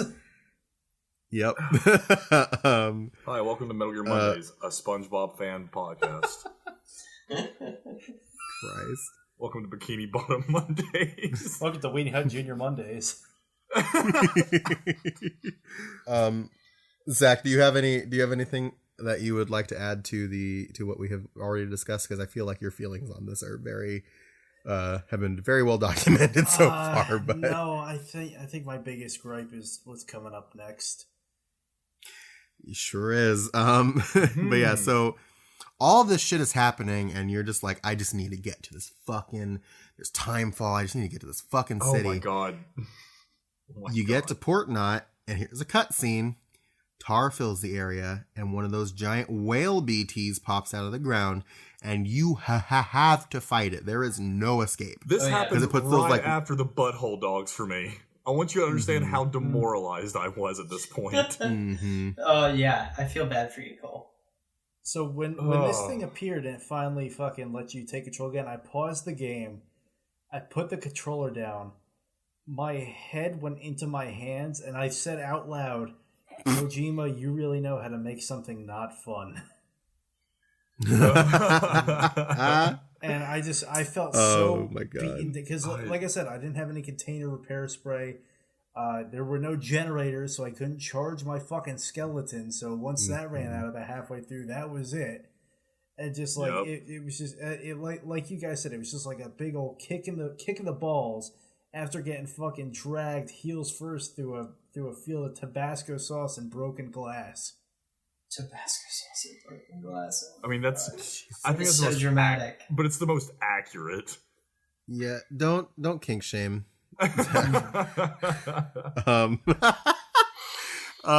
But yeah, we have to fight this giant whale thing, and again, you have to fight it. There's no escape. It has those like those blue barriers around the field, like when you were fighting the giant BT in Higgs's chapter. And you have to fucking fight this. So you're kind of walking along buildings. I was so fucking annoyed. Like, you walk all the way across this fucking map, and then this is the block they want to put in front of you. And the problem that I had with it was that, like, it wasn't like it. Obviously, it busted out of the ground at like places, but like it always, like, no matter what, would only ever bust out of the ground when I was on the ground, and it would come directly underneath me. Yep. And so it would always knock all of my stuff off. Like, it would damage my shit, and like, it was straightforward enough, but I was just mentally exhausted, and I was not happy about being forced to deal with it. Agree.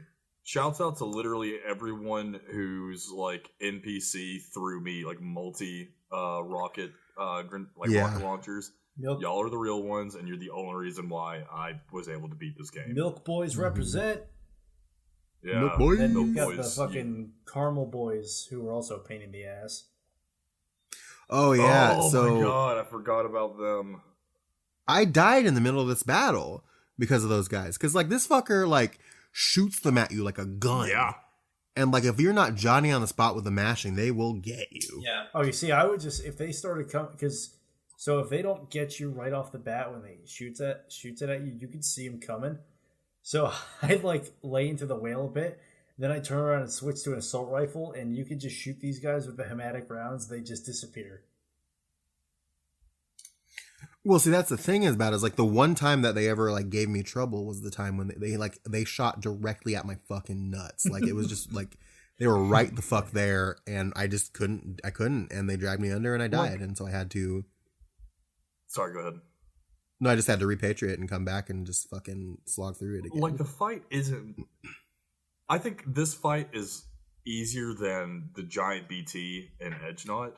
Yeah, because it's super simple. Yeah, it's just like it's a tank. Well, This thing is a bullet sponge. and also for because sure. you're so beaten down by the journey, except for Chris, who apparently just strolled along the roads, tiptoeing through the entire fucking time. walk in the park. This part of the game and Vietnam. Chris Hampton, 2019.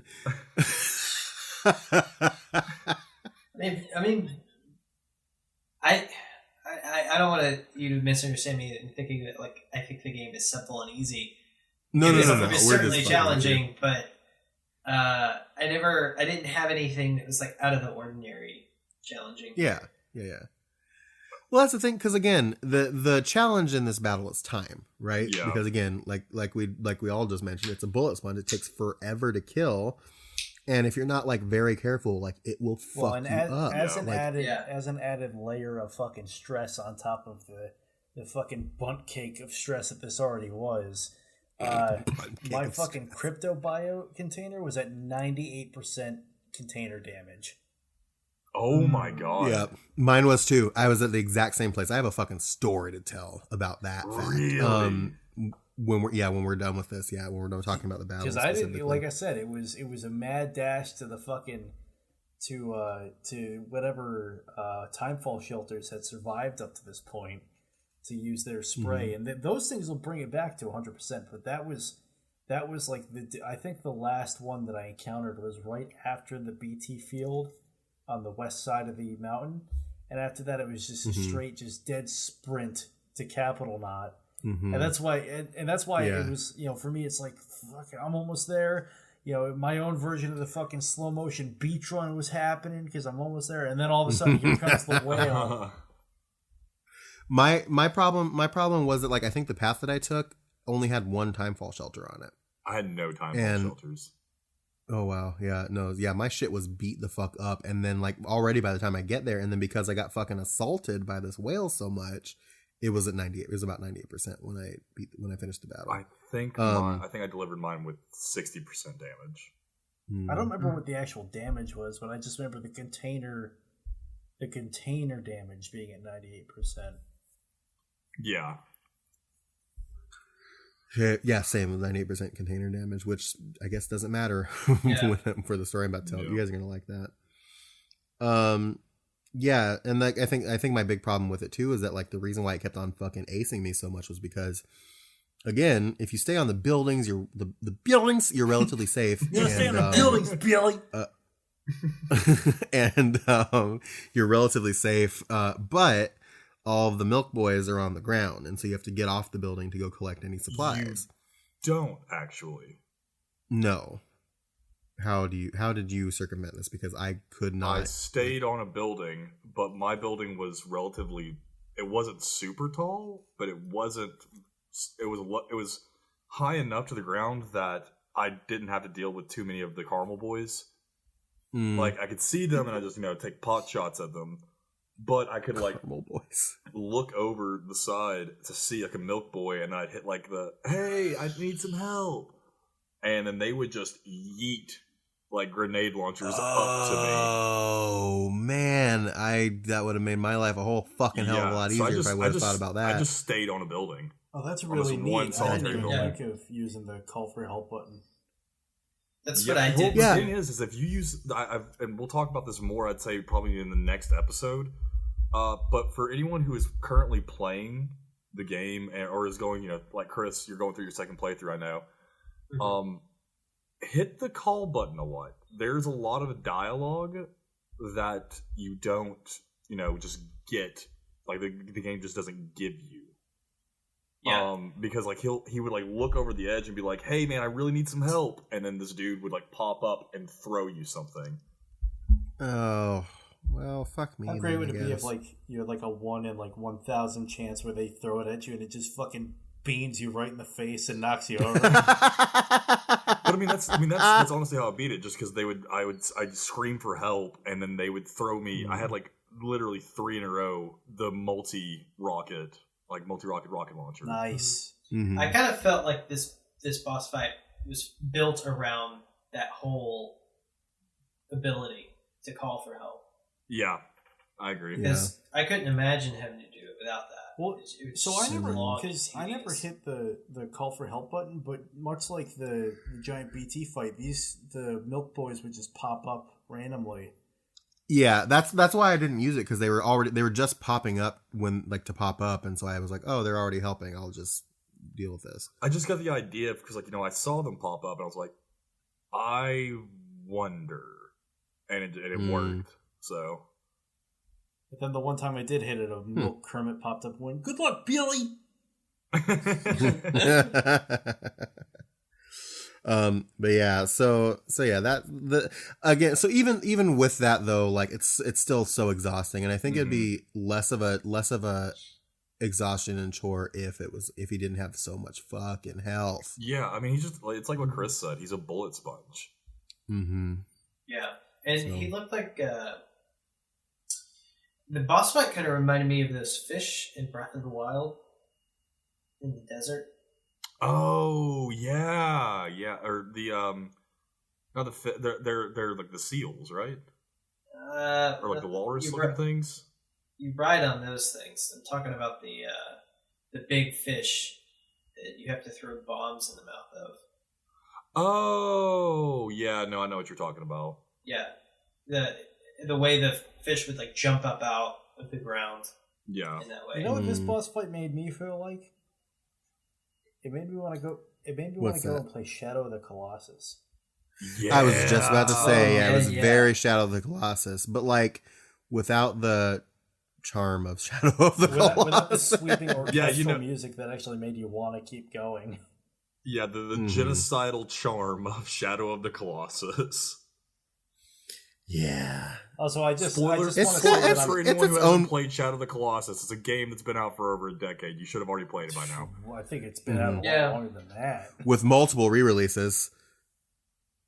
Anyway. Yeah, so my story is that after I killed this thing, so of course my container was at 98% damage. After Whale was down, you know how like if Sam gets really exhausted, he'll kind of like stumble a little bit? Mm-hmm. He did this, right? Except he actually fell over onto his back, breaking the container. No. Oh my god. Giving me a game over.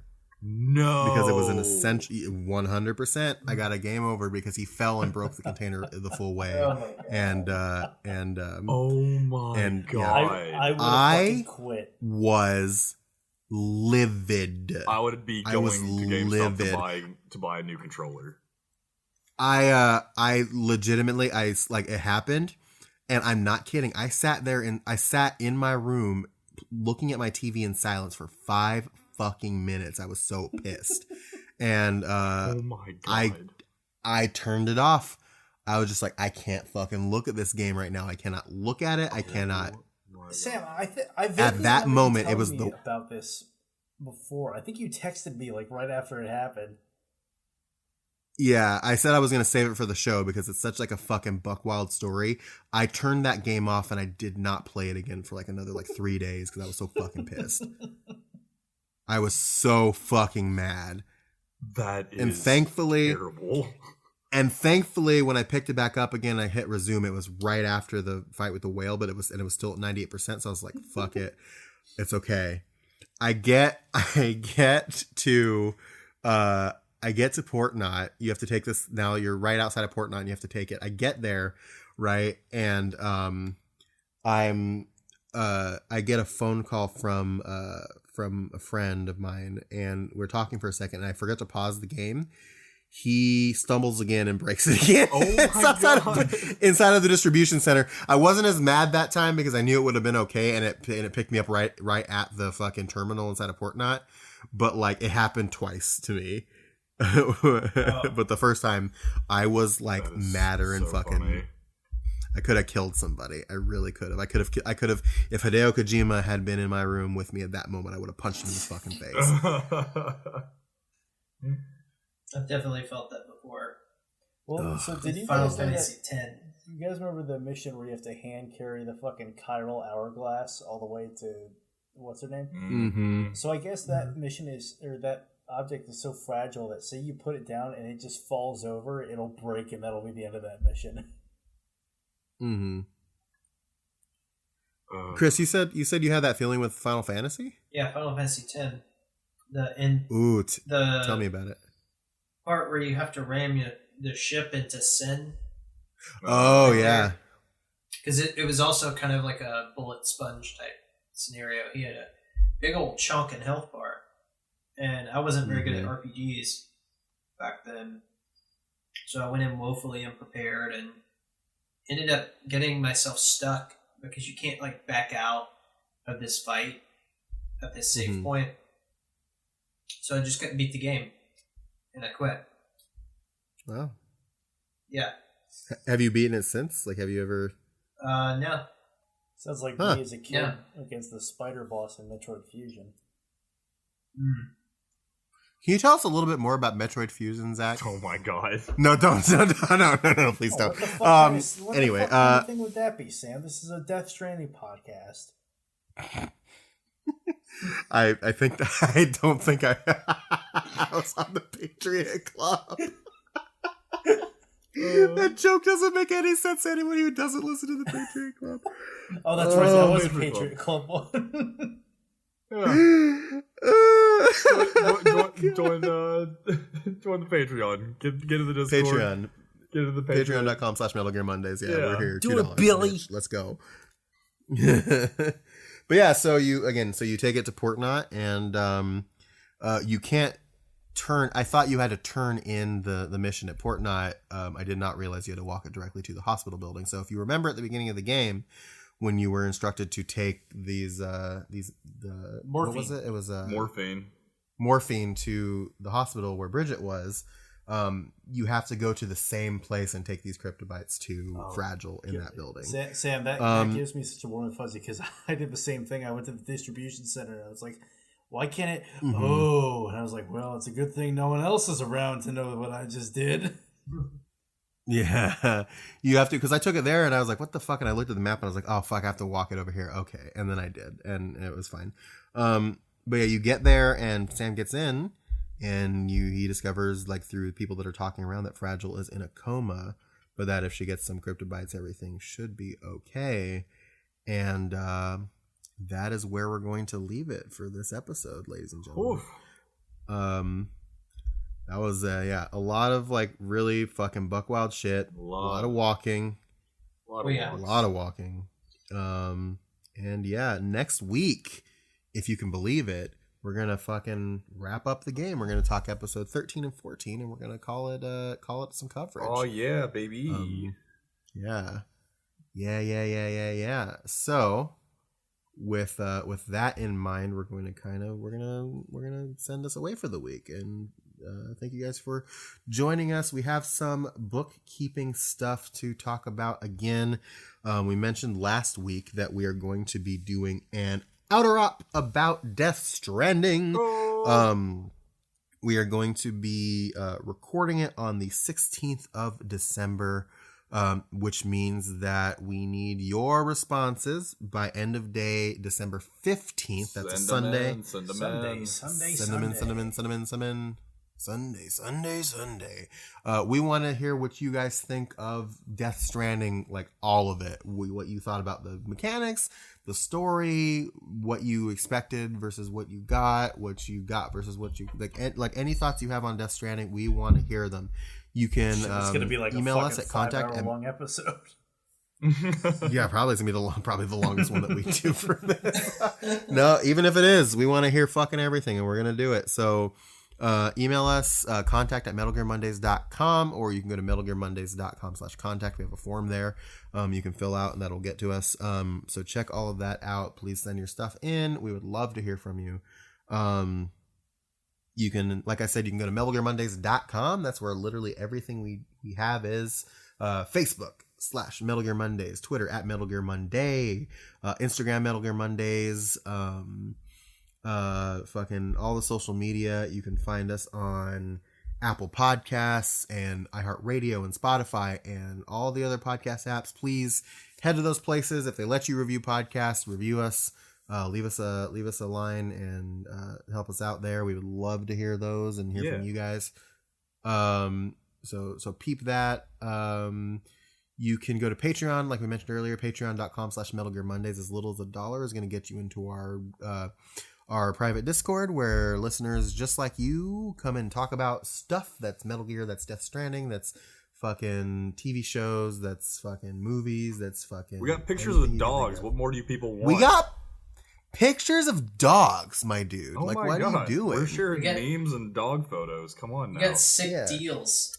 Yeah, we did deals. Just order. We did just get some sick deals in there for right in time for the holidays. Mm-hmm. So if you're not in there, $1, man. And then I mentioned earlier, we have a special podcast on for patrons called the Patriot Club. It's a completely separate podcast that we just talk about. We do talk about like Metal Gear and Death Stranding, like Kojima stuff sometimes, but it's really just a fucking free for all where we just talk about whatever the fuck. A little bit more fast and loose than this one. Yeah, a little bit more fast, a little bit more loose. If you can believe it. Yeah, a little bit more fast, a little bit more loose. It's a little bit more bite-sized comparatively. It's typically only around an hour long, and it's a fun little show. We enjoy doing it, and we enjoy it. So check that out. And then we've also got a bunch of other perks at various tiers that you can take a look at. We just kind of restructured our tiers a little bit recently, so take a look at those and see what you like, and come on in. Take your shoes off, stay a while. Speaking of gifts, we'll be doing something a little special, won't we? We are. The other thing that we're going to be doing on our outer op that we're gonna talk about is we usually have topics. Which another thing is that we're going to be putting a post on our Patreon to gather topic ideas.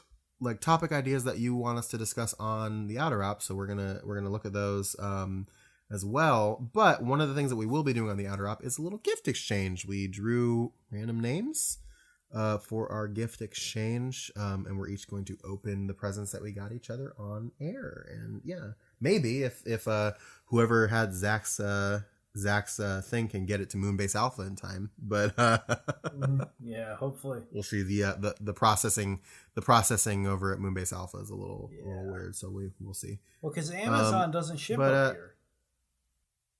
Really? Yeah, we have to use DHL exclusively. Fucking DHL. Fucking DHL. And they only have steam-powered rockets. I will tell you, for my job, sometimes I do have to send things to like Europe or Asia for certain like various reasons, and like I have to use DHL every time, and it's just like, ugh, why? You ever had to fucking plug in a DHL tracking number? Holy shit, it's like doing a math problem. This episode of Middle Gear Monday is brought to you by DHL. But yeah, that's just check out all of those things and send your things in and just be cool, dude. Yeah. Just do whatever. Be excellent to each other. Be excellent to each other. Cole, where can they find you on the internet? You can find me on Twitter at I am Cole Duncan, and you can find me on Instagram at Subterranean Homesick Brews. What about you, Mr. Zach James? You find me on Instagram at author Zach James. I also just re-got into Twitter, also at author Zach James. If you want to find me on PlayStation Network, I'm Maverick Rooster, capital M, capital R. And I also get messages fairly quickly by messenger pigeon. Can they breathe on Moonbase? Yeah, there's little like helmets that you can put on them. They're and adorable. wing packs. Yeah, they're really Cute. I named mine. Except for when the moon spiders get them, then it's oh yeah, that's problematic. Yeah. It's messy. Man, sucks to suck, I guess. Before we move on to Chris, Cole, what is your PlayStation? I forgot to. Oh yeah, same as Twitter. I am Cole Duncan. Nice, Chris. Where can they find you on the internet? Let's see. Instagram and Twitter are Chris Hampton II. That's Chris Hampton II. And my for those not knowing. Yeah, I'm number 2. And then PlayStation Network and also now Xbox are both. Oh no, he betrayed. He dark side. So I got this through sick deals on our Patreon or Discord. And I was just doing the math of if I get this in Games Pass, then I have a dedicated Metal Gear Solid 3 machine in my bedroom. Perfect. Which, for the record, as we're recording this, it's the PlayStation's 25th anniversary, and he got an Xbox. Yeah. So I'm a bad boyfriend. Heresy. If we're You're a bad boyfriend. When he told us this story earlier, he led with, I feel like a bad boyfriend. We were just like, what? Wait, what? What? No. Just, Your boy's Chris, single. what are those? What's that name on there? Proto Dude. So it's capital P ROTO. And then dude is capital DDE. Like Proto Man, from Mega Man. except dude. Yes. But make it Jeff Bridges. Yes. But make it Jeff Bridges. I'm a dude, he's a dude, she's a dude, and we're all dudes here. No. I love orange soda. Cal loves orange soda. I do. And you can find me on the internet on Twitter at Sanjul. That's SANJUUL. And you can also find me on YouTube at bit.ly/Sam Does a Thing. Please subscribe so I can make my YouTube channel have a name. I would like that a lot. And also PlayStation at Deadpool Alpha. Yeah. And I think that is about it, friends. We're reaching the end of our journey. Next week will be the last episode we do on Death Stranding, the game coverage at least. And started doing this podcast with you boys. This is a whole new crew, whole new strands, whole new world with you. Mm-hmm. Over, sideways, and under on a magic carpet ride.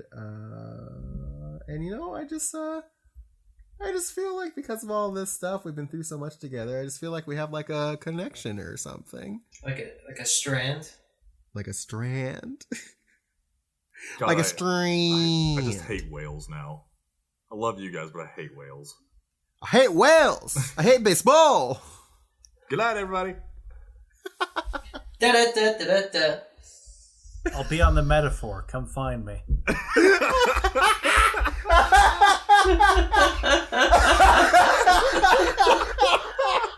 Oh my god. I brought you a fucking metaphor.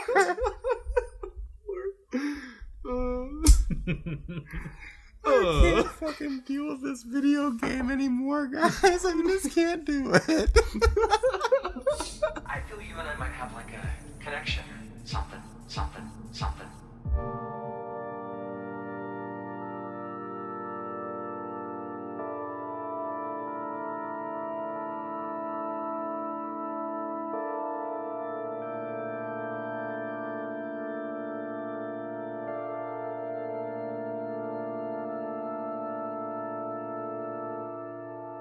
I just ordered my Secret Santa's gift. Oh, yeah? Nice. Yep.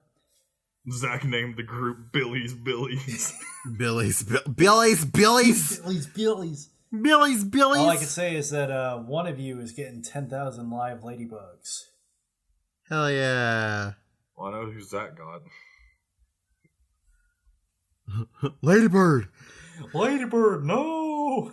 Butterfree! Butterfree! Oh.